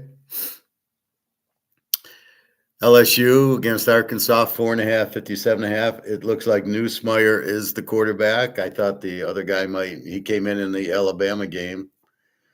4.5, 57.5. Arkansas, we know, scores 1,000 points a game and gives up 1,000, but I don't know. LSU, they showed a good defense against Alabama last week, and they don't score, so it's a tough matchup. Let's see. Marshall, our free play, 7.5, 61.5. Really hasn't changed. North Texas, 17.5, 68.5. Really hasn't changed. Let's get to the bigger games. Georgia Tech, 16.5, 61.5. The BC. The Virginia Duke game, Duke 4.5, 60.5. Lines went up from 58.5 as the quarterback's playing. Miami 14.5, 54.5 to NC State. Down from 15.5. People betting on NC State. They're pretty explosive, 54.5. Penn State 749.5 to Michigan State. Hasn't moved. Alabama 6.5, 6, 45.5 to Oklahoma. That really hasn't moved. Texas Tech 23.5, 48.5 has not moved. Prophet, how you been lately? I'm fine, Prophet. I feel good. South Alabama 449.5. Yeah, I don't care. USC 6.5, 48.5 hasn't moved. Let's see if we can get a 6. 6.5, 6.5. It's all 6.5 everywhere. San Jose State 9.5, 48.5 to Nevada, and that's all 9.5. Again, they're playing the Z team. Big game, East Car 357.5 to Memphis. A versus A. Let's see. Coastal Carolina, Georgia Southern 360.5. Up from 59. Utah 9.5, 60.5 to Baylor. This was 50. Well, it was 60, then went down to 59. So 59, 60, and it's 9.5. Ole Miss 11.5, 53.5 to Florida. Let's see. Georgia, Texas, Georgia 4.5, 49.5. So this is being bet down. This was 6, 5, 4.5. Arch Manning. We'll see. Ohio State 34.5, 46.5. So this is starting to come down as the UCLA quarterback's out. It went from 31 to 34.5, and then 46.5. Let's look at all the casinos on this one. UCLA 30 or Ohio State 30. 34s, 34, 132, 133 total. 47, 47.5, 47.5. So it's gone from 48.5 to 47.5.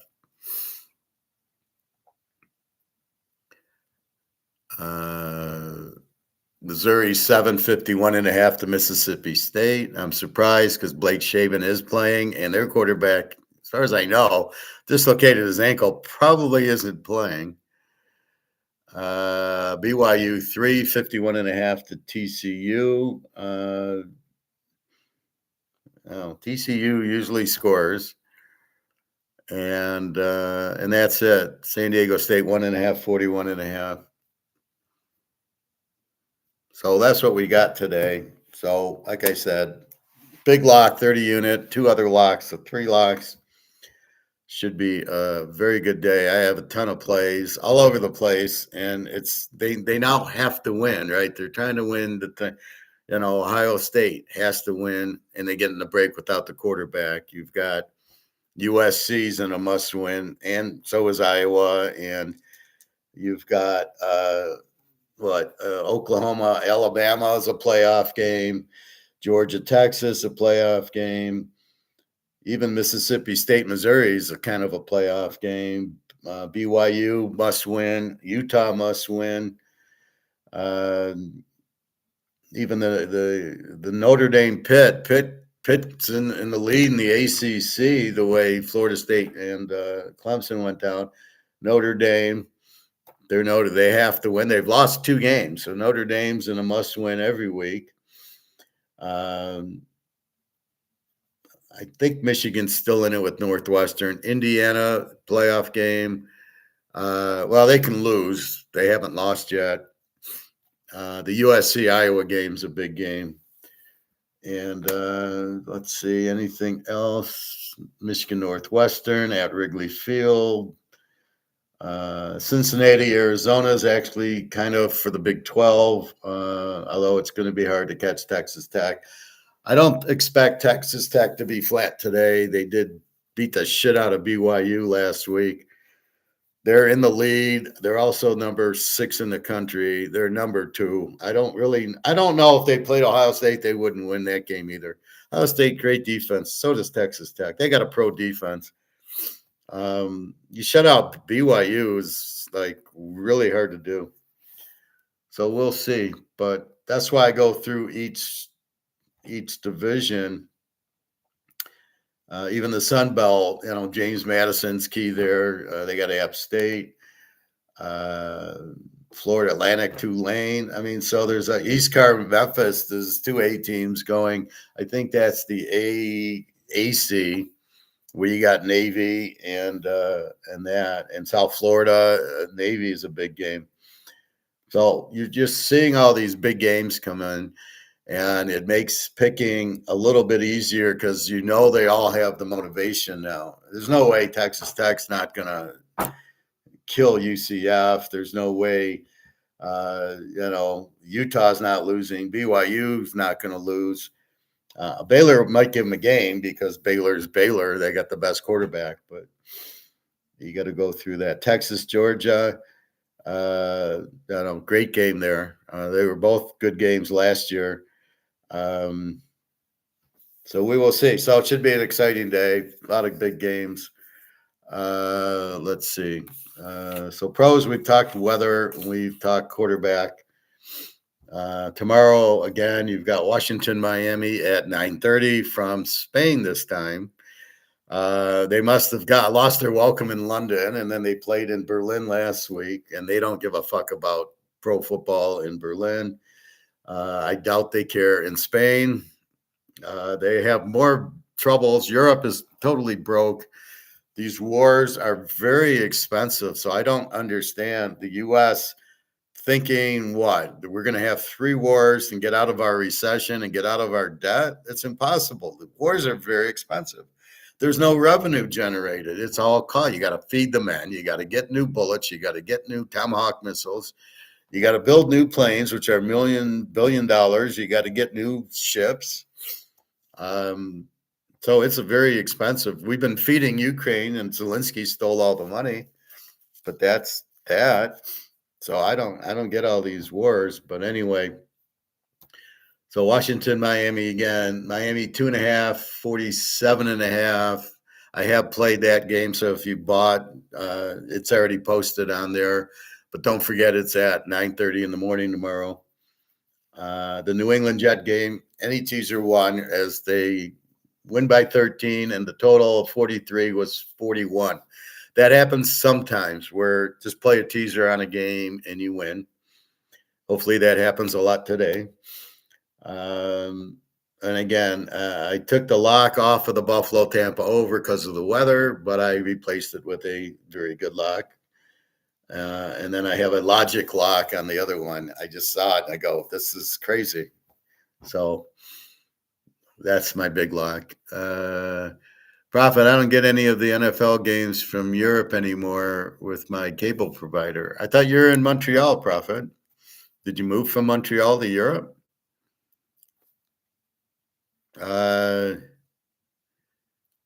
Well, you can get them on Well, if you have an antenna, I mean, I get them all on the antenna.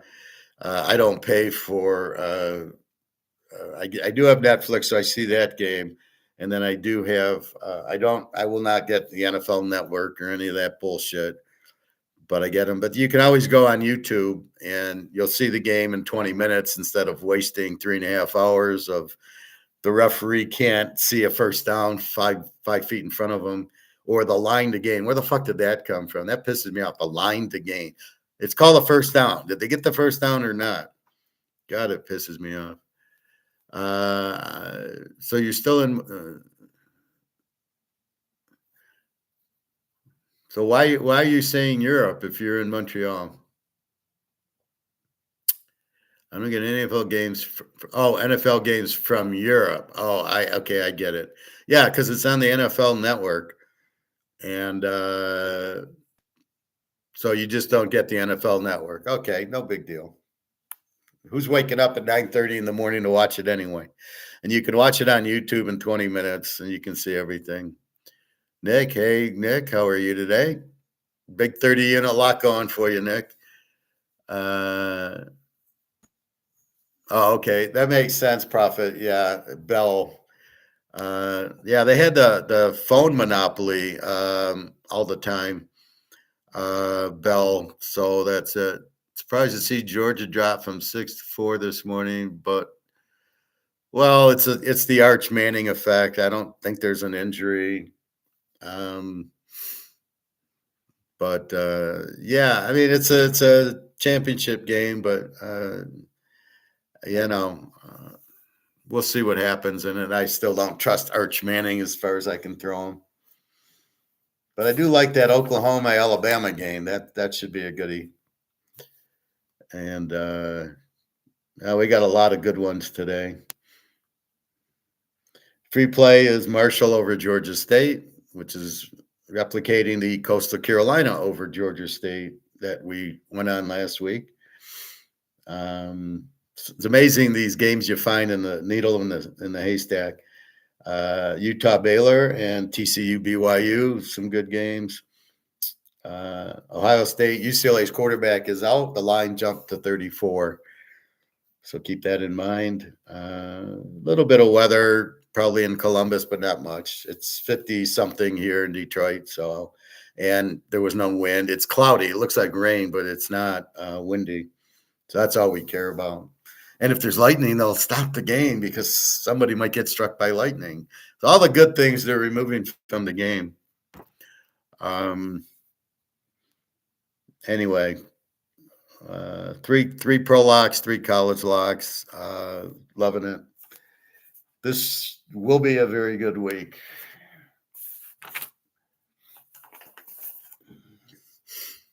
So anyway, Oregon Mini was Oregon. Where was Oregon doing that to Iowa? I don't know. They get 18 on Iowa and a real good defensive team, Minnesota. They get 42 on. So I don't know. Clemson finally wins a game over Louisville. Louisville chokes, but I hate that quarterback, Miller Moss. He sucked at USC. Be a good game, USC, Iowa. Maivia is very good at USC, and I think Iowa shot their load last week against Oregon. I'd be shocked if Iowa wins this game at USC. I think if you're on the West Coast, you're going to win. UCLA beat Penn State. Washington, USC beat Michigan. I don't know that very many. Maybe Ohio State. They went to Washington and won, but the bulk of the Big Ten going West Coast loses, and the bulk of the Big Ten going West Coast to East Coast loses. So I don't know. They have travel problems, definitely. Anyway, that's about it. That starts in a few minutes. What's going on in Vegas? Does it make any sense to anybody that they've raised their rates? They've chased everybody away. Nobody wants to go. Why aren't you fixing that? Now, I showed you that. I can replay it today. I think it's worth replaying.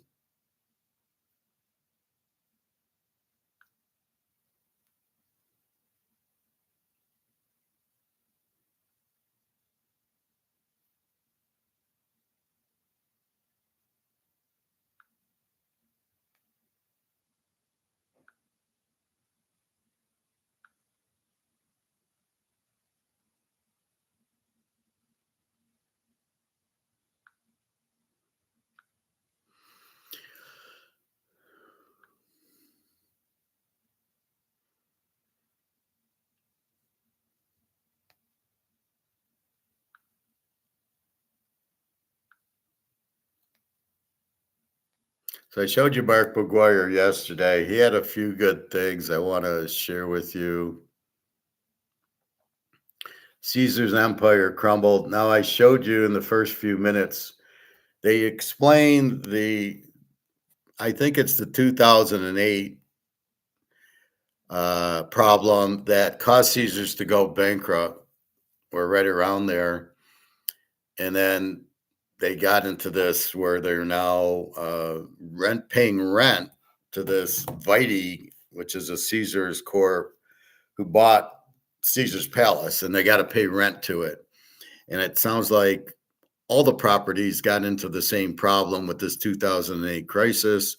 And so they all went to investment bankers and sold their properties to them because they were all bankrupt. And now they have to pay this rent.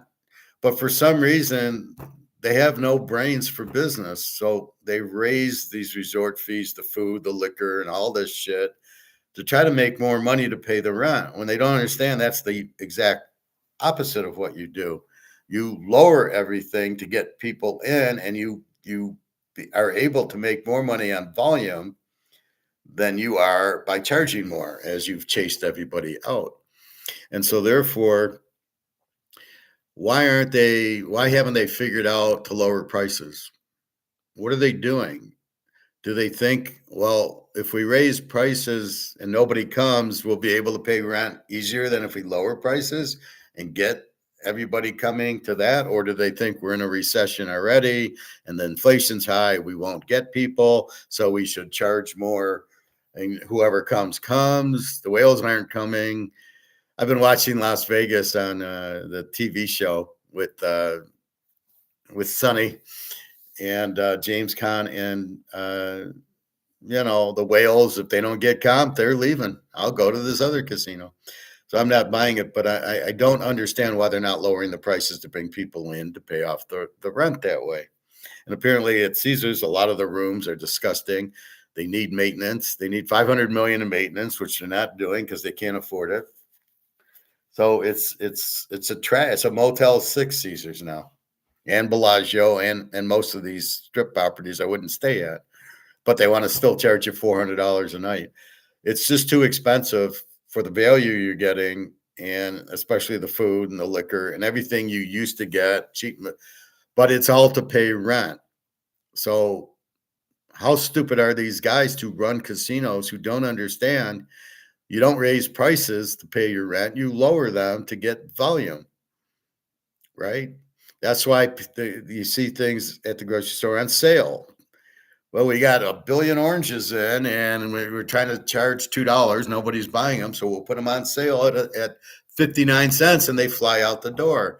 And you see it with the pop. It's buy one, Coca-Cola. Nobody's paying $3.50 for it. Buy one, get the second one half off, or buy two for $5. I see that a lot with Coke and Pepsi. Nobody's paying $3.30.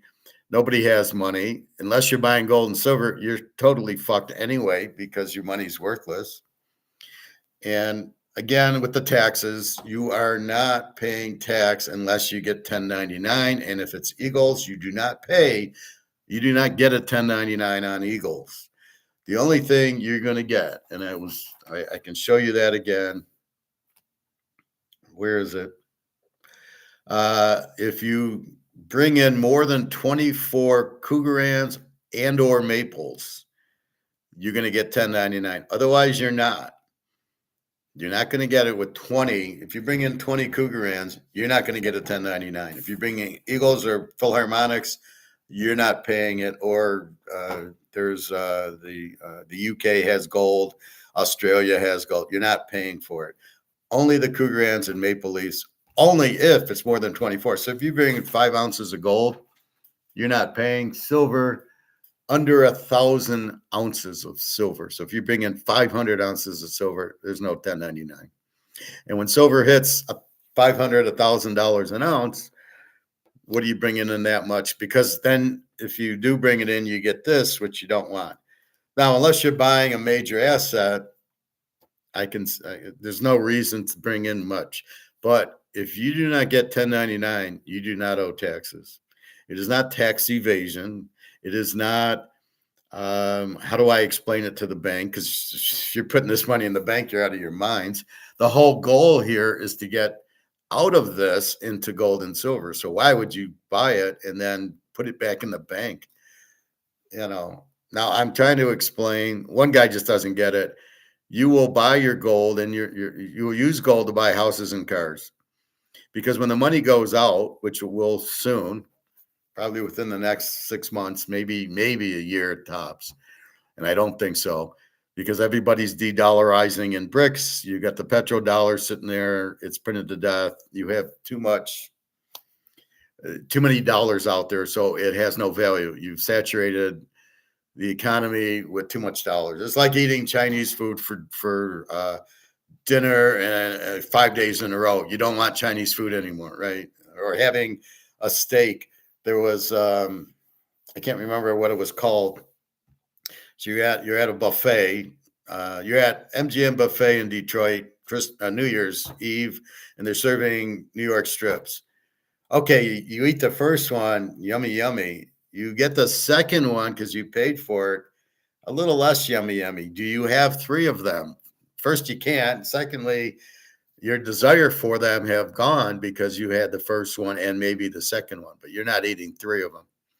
And that's the whole point of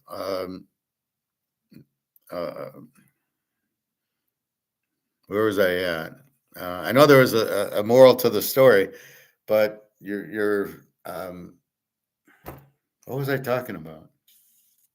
Those steaks got into my mind, but you want it less by doing that. So, well, I think it's the dollar. So if there's too many dollars, they have no value, right? That's the correlation I was coming to. So if you keep eating steaks, you don't want it anymore. If you print too much of this, it's worthless. There's no value in it.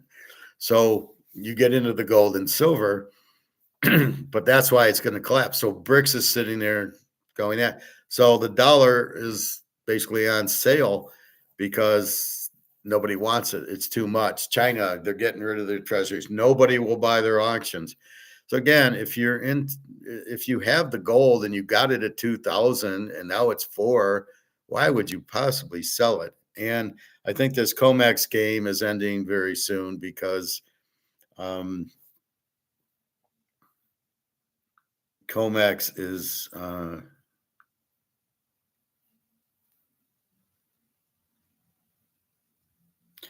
where did I put that?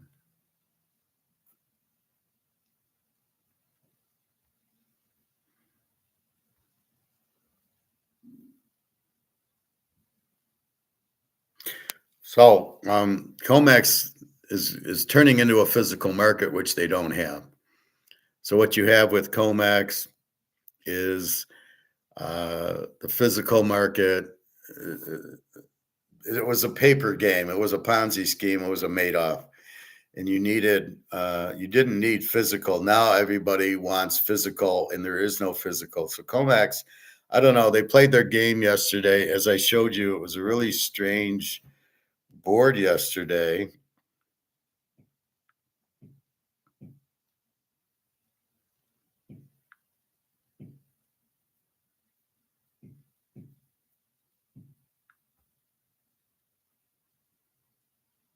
So if we look at COMEX, what the hell happened at 10 o'clock? It didn't move until until 4 o'clock.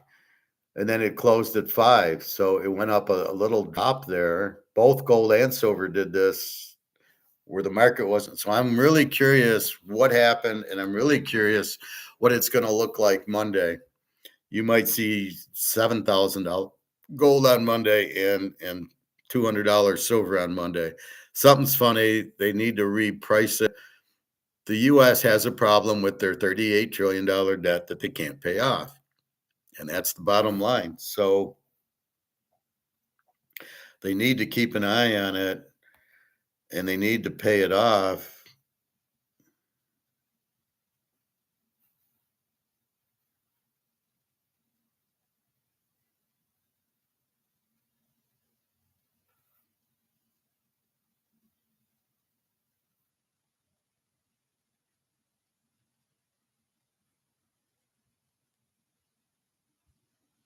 All right. So that's the problem. They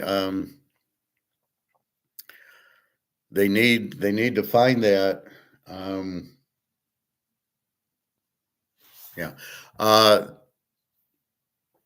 they need to pay the debt off, right? Or they're fucked, because then they go bankrupt, and then you can't sell treasuries to anybody if you're bankrupt.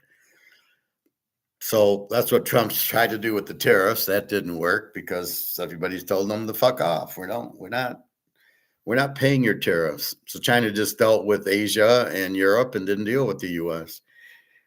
We got hurt because there's things that we need that we're not getting from China. So Trump laxed it. Tariffs are the worst thing. It's like the casinos. The casinos should be lowering their prices, not raising. And Trump should not be doing tariffs. He should be doing free trade. You've got all these companies moving out. The German autos, the Japanese autos, they all moved out. They said, "Screw it, we're not paying this tariff. You're killing us." So you have all that, and basically, you're trying to pay off your debt, which you can't pay off. If you got 38 trillion and you got probably 1.2, 1.3 trillion in interest that's going to hit, where are you getting that money from? We'll print more. You can't print more. You already got all the oranges and they're on sale. Now you're bringing in more oranges. Well, we can't get rid of the oranges we have. We got to put them on sale. So you get a lot of that. That's why the grocery stores put food on sale, or golf clubs or tennis rackets or anything. It goes on sale because they can't sell it. That's the whole point. But what is Vegas doing? They're not putting it on sale. They're not selling it. It makes 0 sense.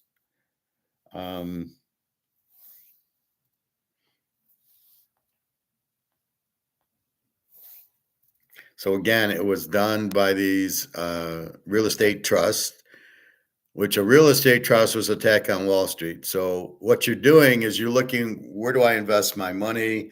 And you say, well, I can put it in a CD or a mutual fund, but I really don't want stocks. I want something risk-free, very little risk.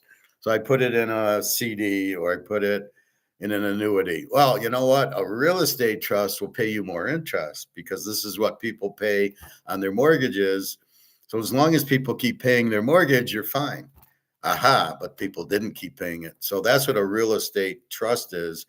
You're buying a CD in real estate as opposed to buying it at the bank. So instead of getting 3%, you're getting 7% because people pay that much on their mortgage, which works until they can't pay their mortgage.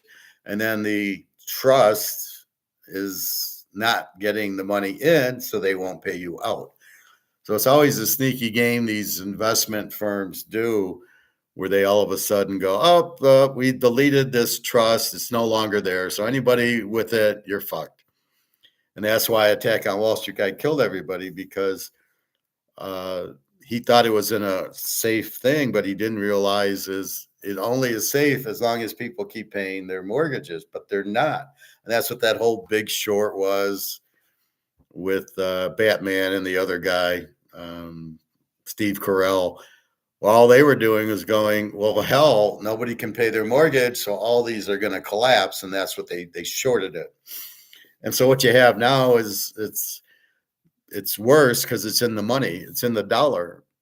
So this is going out. So they're shorting whatever, if you can, that the dollar will go out. George Soros, he did it in England and made $1 billion in 1991. I'm sure he's doing it again.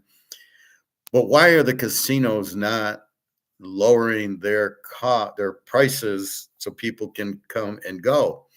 And the only thing I can make sense of, if we follow the breadcrumbs, Hansel and Gretel, which is a very, very dangerous story. It's not the Disney, they killed the witch and everything was fine. No.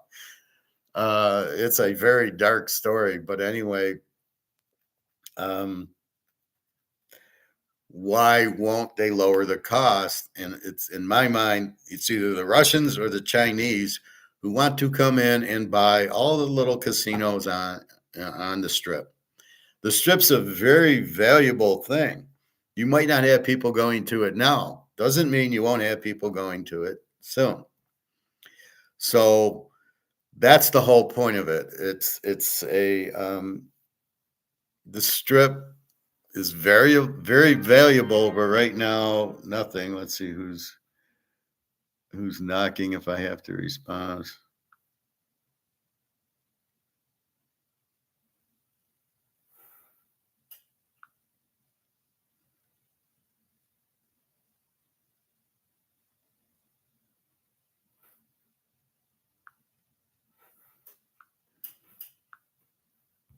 So anyway, we go fifth dimensionally and we go, how can they be this stupid to not lower the prices to get people back?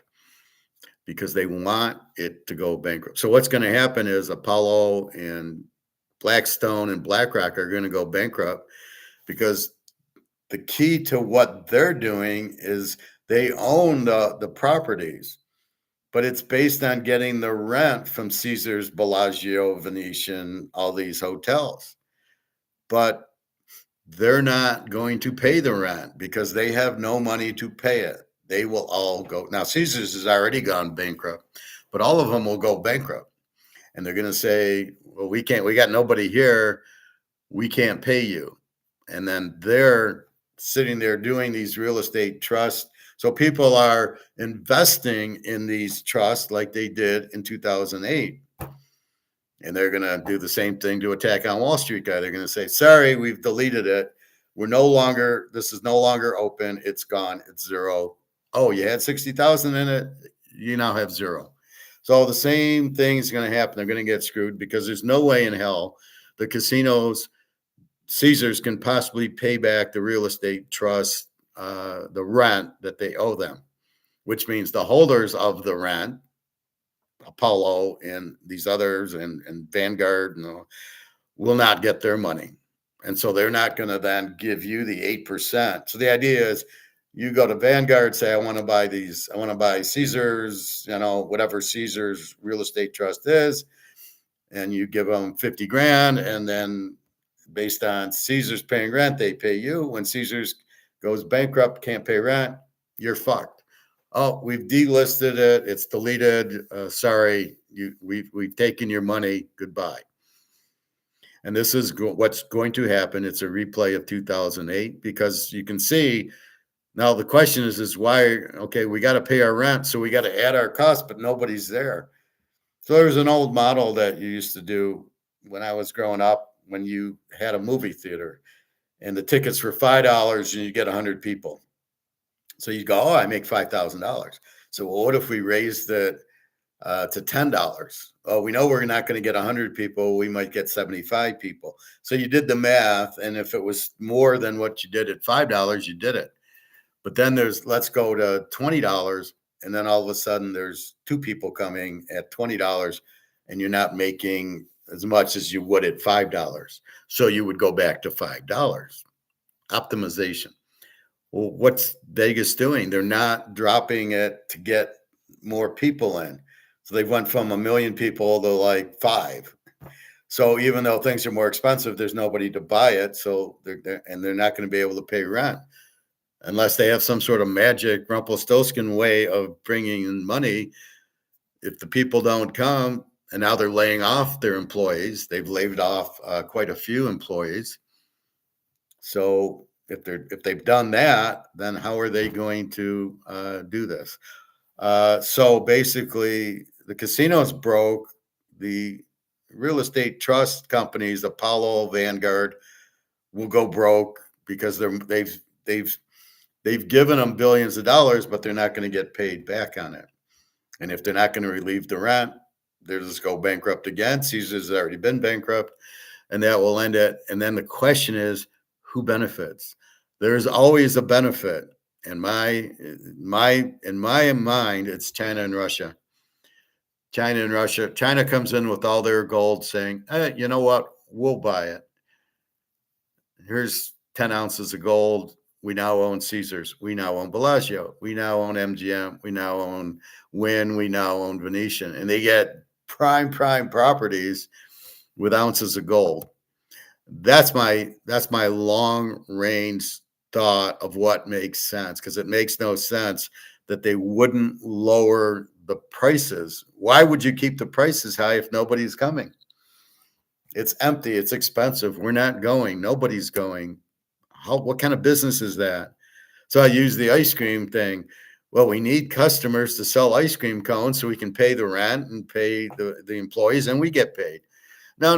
Let's make an ice cream cone $20, and nobody will come, and then we go out of business. Well, it doesn't make sense. So you watch in the coming year or two, all of a sudden here comes China or Russia, somebody like that, and they're going to say, yeah, we'll buy the casinos, and we'll go back to the way it was, because it's a beautiful business model. It makes billions of dollars provided you run it correctly, and they're not.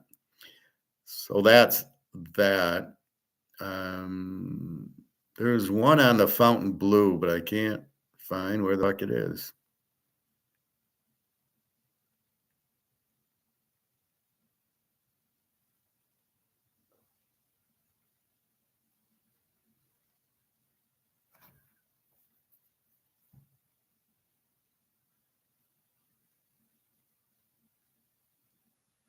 Here it is.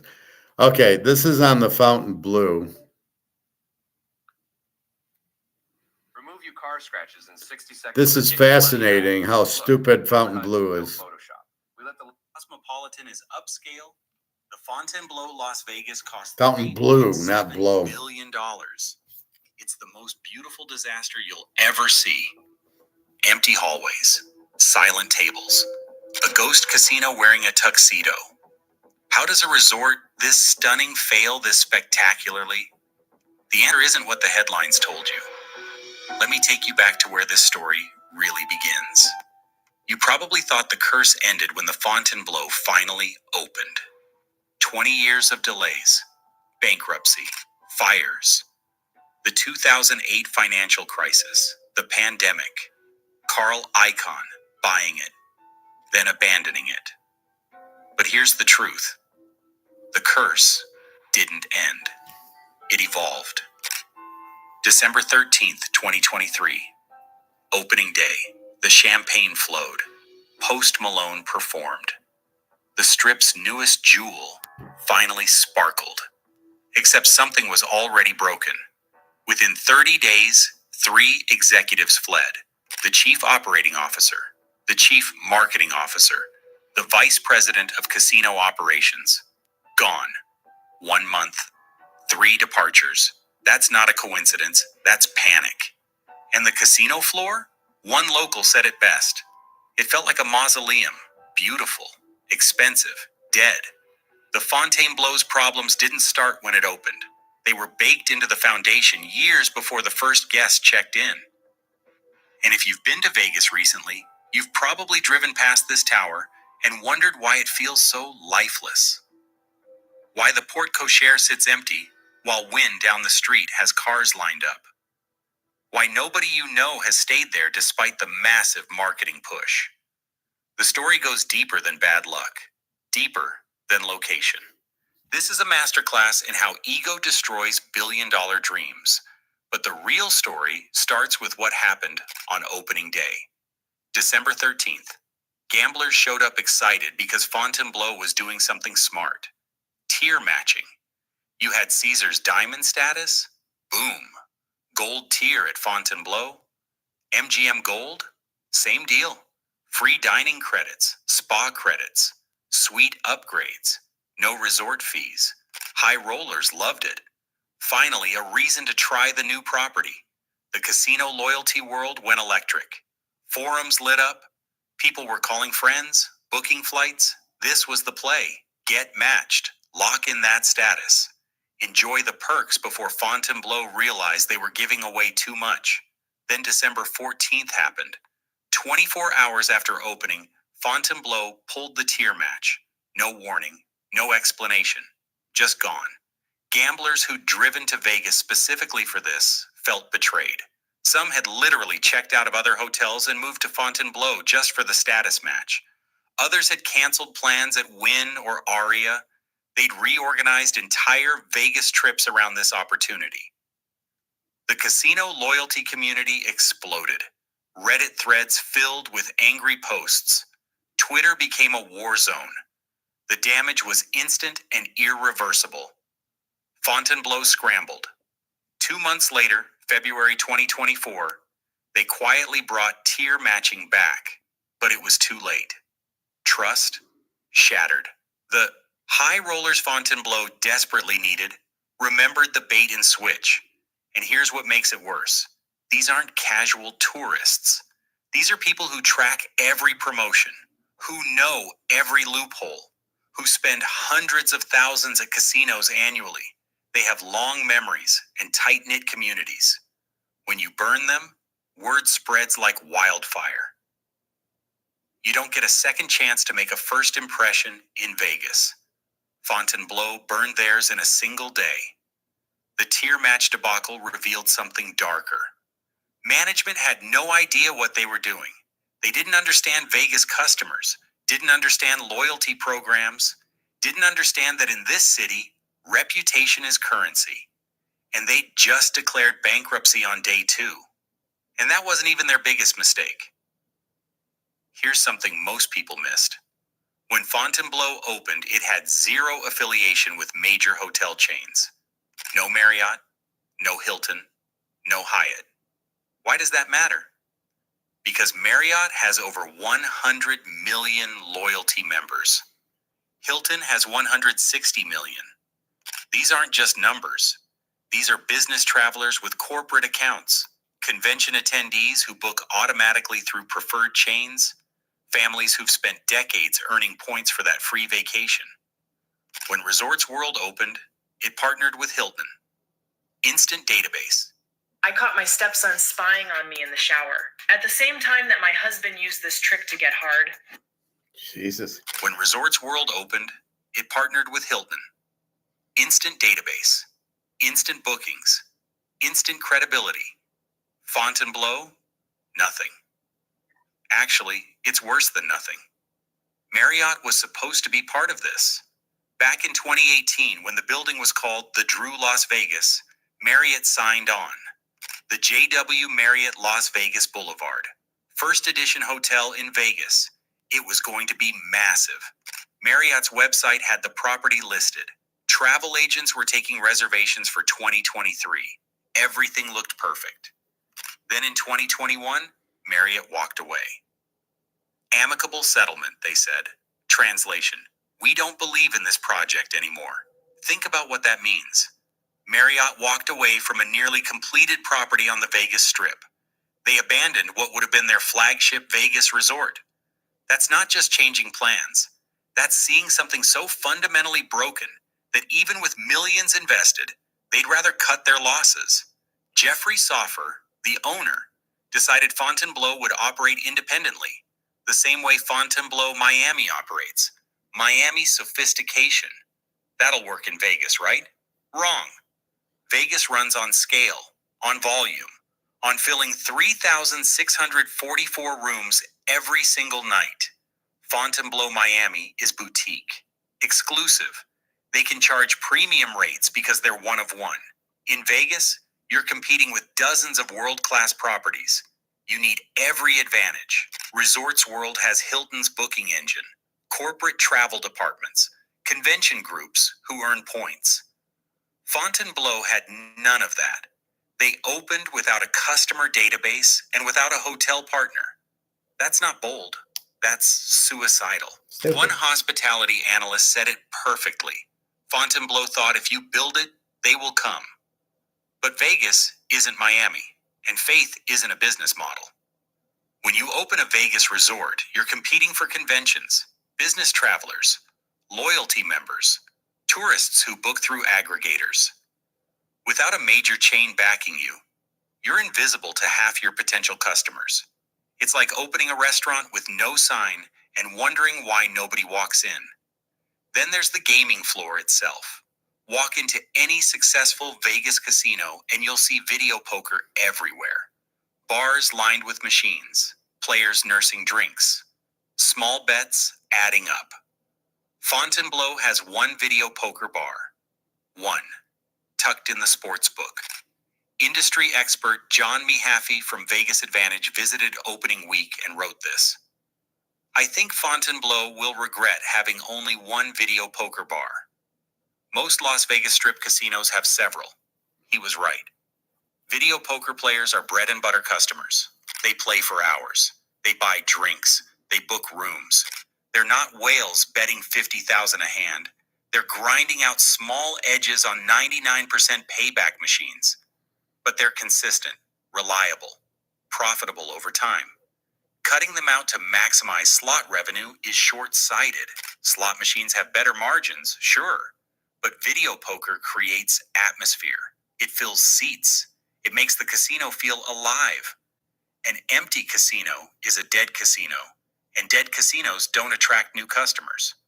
Then there's the poker room, or rather, the lack of one. Fontainebleau deliberately excluded a poker room. Management's reasoning? They wanted only offerings that generate revenue. Let's unpack how stupid that logic is. Poker rooms do generate revenue. Maybe not directly from rake, but poker players are ecosystem drivers. They book hotel rooms for tournament series. They bring friends who play slots and table games. They eat at your restaurants. They drink at your bars. They tip your staff. They create energy and excitement that attracts other customers. Aria has a poker room. Bellagio has a poker room. Wynn has a poker room. Even Resorts World, which opened just 2 years before Fontainebleau, included a poker room. Because operators understand that poker isn't just about the rake. It's about building community, creating destination appeal. But Fontainebleau? We're too sophisticated for poker. A local gambler visited opening week and said, "It doesn't have a poker room. I wish they had a poker room." The alienation didn't stop there. Walk the gaming floor and you'll see blue carpeting everywhere. In a casino design seminar, a speaker once said blue is an awful color for casinos. Why? Because casino psychology relies on warm colors, reds, golds, rich browns, colors that subconsciously encourage excitement and spending. Warm tones make people feel energized, comfortable, ready to gamble. Blue is calming, reflective. It's what you use in spas and meditation rooms, not gaming floors. The blue carpet at Fontainebleau is striking, beautiful even, but it's the opposite of what you want in a gaming environment. It makes the space feel cold, distant, clinical. You walk through and your brain says, "This is nice," but your gut says, "I want to leave." But Fontainebleau went with blue to match the Miami property. Style over substance, aesthetics over psychology. This is the quickest way to drain swollen legs. Which one of these alcoholic beverages actually flushes? Fontainebleau went with blue to match the Miami property. Style over substance, aesthetics over psychology. Another unforced error. Every decision on that gaming floor screams, "We don't understand our customers." And the customers responded by staying away. But wait, it gets worse. Every single day, Fontainebleau pays $8,000, not for electricity, not for staffing, for the right to use the name Fontainebleau. $8,000 per day, $2.9 million per year, just for intellectual property royalties. That's the deal Jeffrey Soffer made when he brought the Fontainebleau brand to Vegas. The Miami property is iconic. The Vegas version needed that cachet, but cachet costs money. When you're printing cash, $8,000 a day is nothing. It's a rounding error. But Fontainebleau wasn't printing cash. In the first quarter of 2024, they lost $400,000 per day. Let me put that in perspective. Before the first guest walks through the door, before the first slot machine spins, before the first card is dealt, Fontainebleau is already $8,000 in the red. Every single morning, That IP fee becomes a psychological anchor. Every morning, management wakes up $8,000 in the hole before a single card is dealt. And for So obviously they have choice. Now, how can they be this stupid to put blue carpeting in, for example? If it's not a good color and you want reds and golds, why would you put blue down? How can you be this stupid, right? Then, as I've been saying the whole time, you want customers to come in and eat and drink and shop, stay in the hotel. But like he's saying, just from the poker room, by not having a poker room, then if you bring your girlfriend or your wife, and they're going to go shop, they're going to play slot machines, they're going to eat, they're going to drink. But by keeping me out, you keep them out. We go to another hotel because it's called competition. But that's my point about the whole thing, right? Is by having your cost high, forget the fountain. It's the fountain blue, not the blow. And if you look at all of it, that's what I'm saying. You're keeping everybody away. So we're not eating, drinking, shopping, staying in the hotel, and gambling most of all. You're there to gamble. I don't want to gamble on my phone with a slot, play video poker or slots or regular poker on my phone. I want to be there. I want the environment. I want the color, the spectacle. It's like staying home and watching the football game, or you can be at the game and people want to be. You can see people paying a large amount of money to go to the game because they want the atmosphere when they can certainly watch the game from their home. Some people don't care about the money. Some people care about it and say, oh, I can watch it on TV. But it's the same thing in Vegas. People want the atmosphere. They don't want to play from their phones or their laptops. So that's your first problem, right? So they get it by not having a poker room and having blue. You wonder, how can this guy be running this hotel? How can you not know what? Oh, because that's what it is in Miami. Well, you're not in Miami. You're in Las Vegas. It's the same thing when I travel to Europe. I'm not in the U.S. anymore. If I go to Spain or Portugal or Germany or the Ukraine or Russia, you're in a whole different thing. You've got to learn what you do there. You've got to speak the language. You've got to, where do I go? It's not, well, this is what I do in America, so that I'm going to do it here. It's crazy. So that's what you have. You have this stuff, but it's all over Vegas. And again, how can they all be this stupid? And we see the Fountain Blue apparently is that stupid, but certainly Caesars, Venetian, Bellagio, MGM are smart enough to know, hey, we got to lower our costs and bring people in and let them gamble. And that's the only way we're going to win. But with this whole recession and then with the dollar going out, see, you're going to have a dollar. That's why this whole Bitcoin and this whole stable coins bullshit, because they're not going to take Bitcoin and stable coin at the casinos. They are going to take dollars. And if you ruin this dollar, you have to come up with a new dollar. So I can see the mafia plotting going, well, we need to buy gold so we can have a gold backed dollar. Or I think maybe the silver has been made something. So maybe it's going to be a silver backed dollar. Either way, we're fine with it. We have both. But that's the whole problem. That's what you're trying to do, is figure out, if the market's here and you're going to be here, you have no market. You have to get back to the market. Why isn't Vegas getting back to the market? And the only answer is China and Russia are sitting there going, bankrupt it, and then we're going to buy it with our gold for pennies on the dollar. And that's the only thing that makes sense to me, because why do you think grocery stores and everything puts stuff on sale? You put it on sale to sell it because you can't sell it at the price you're at. $20 steaks, they go down to $10, $12. They can't sell them at 20. I've seen the grocery store bring in like these big Alaskan crab legs, and they wanted $75 a pound for it. I just laughed my ass off. I says, yeah, good luck getting that. Next time I went in, it was 50. And then it finally got down to about 30 for the crab legs. And then they finally sold. but nobody's paying 75. So, but they lowered the price to sell them, and that's what Vegas has to do. So I don't know what Vegas is doing. Anyway, I think that's enough on Fountain Blue. Pretty stupid. Watch what turmeric does to your dog's belly. Best way to stop a dog from licking its paws? Probiotics. Cosmopolitan is upscale. All right.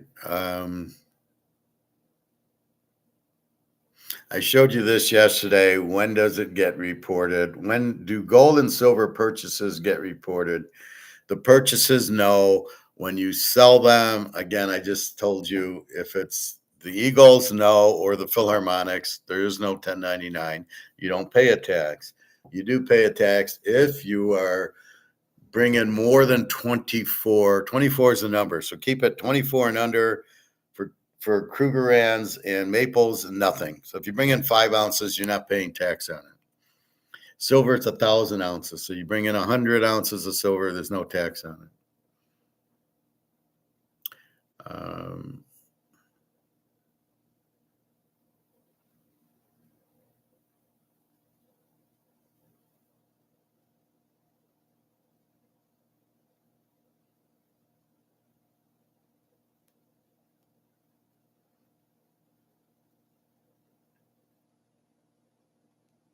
Anyway, GM is collapsing. We know that.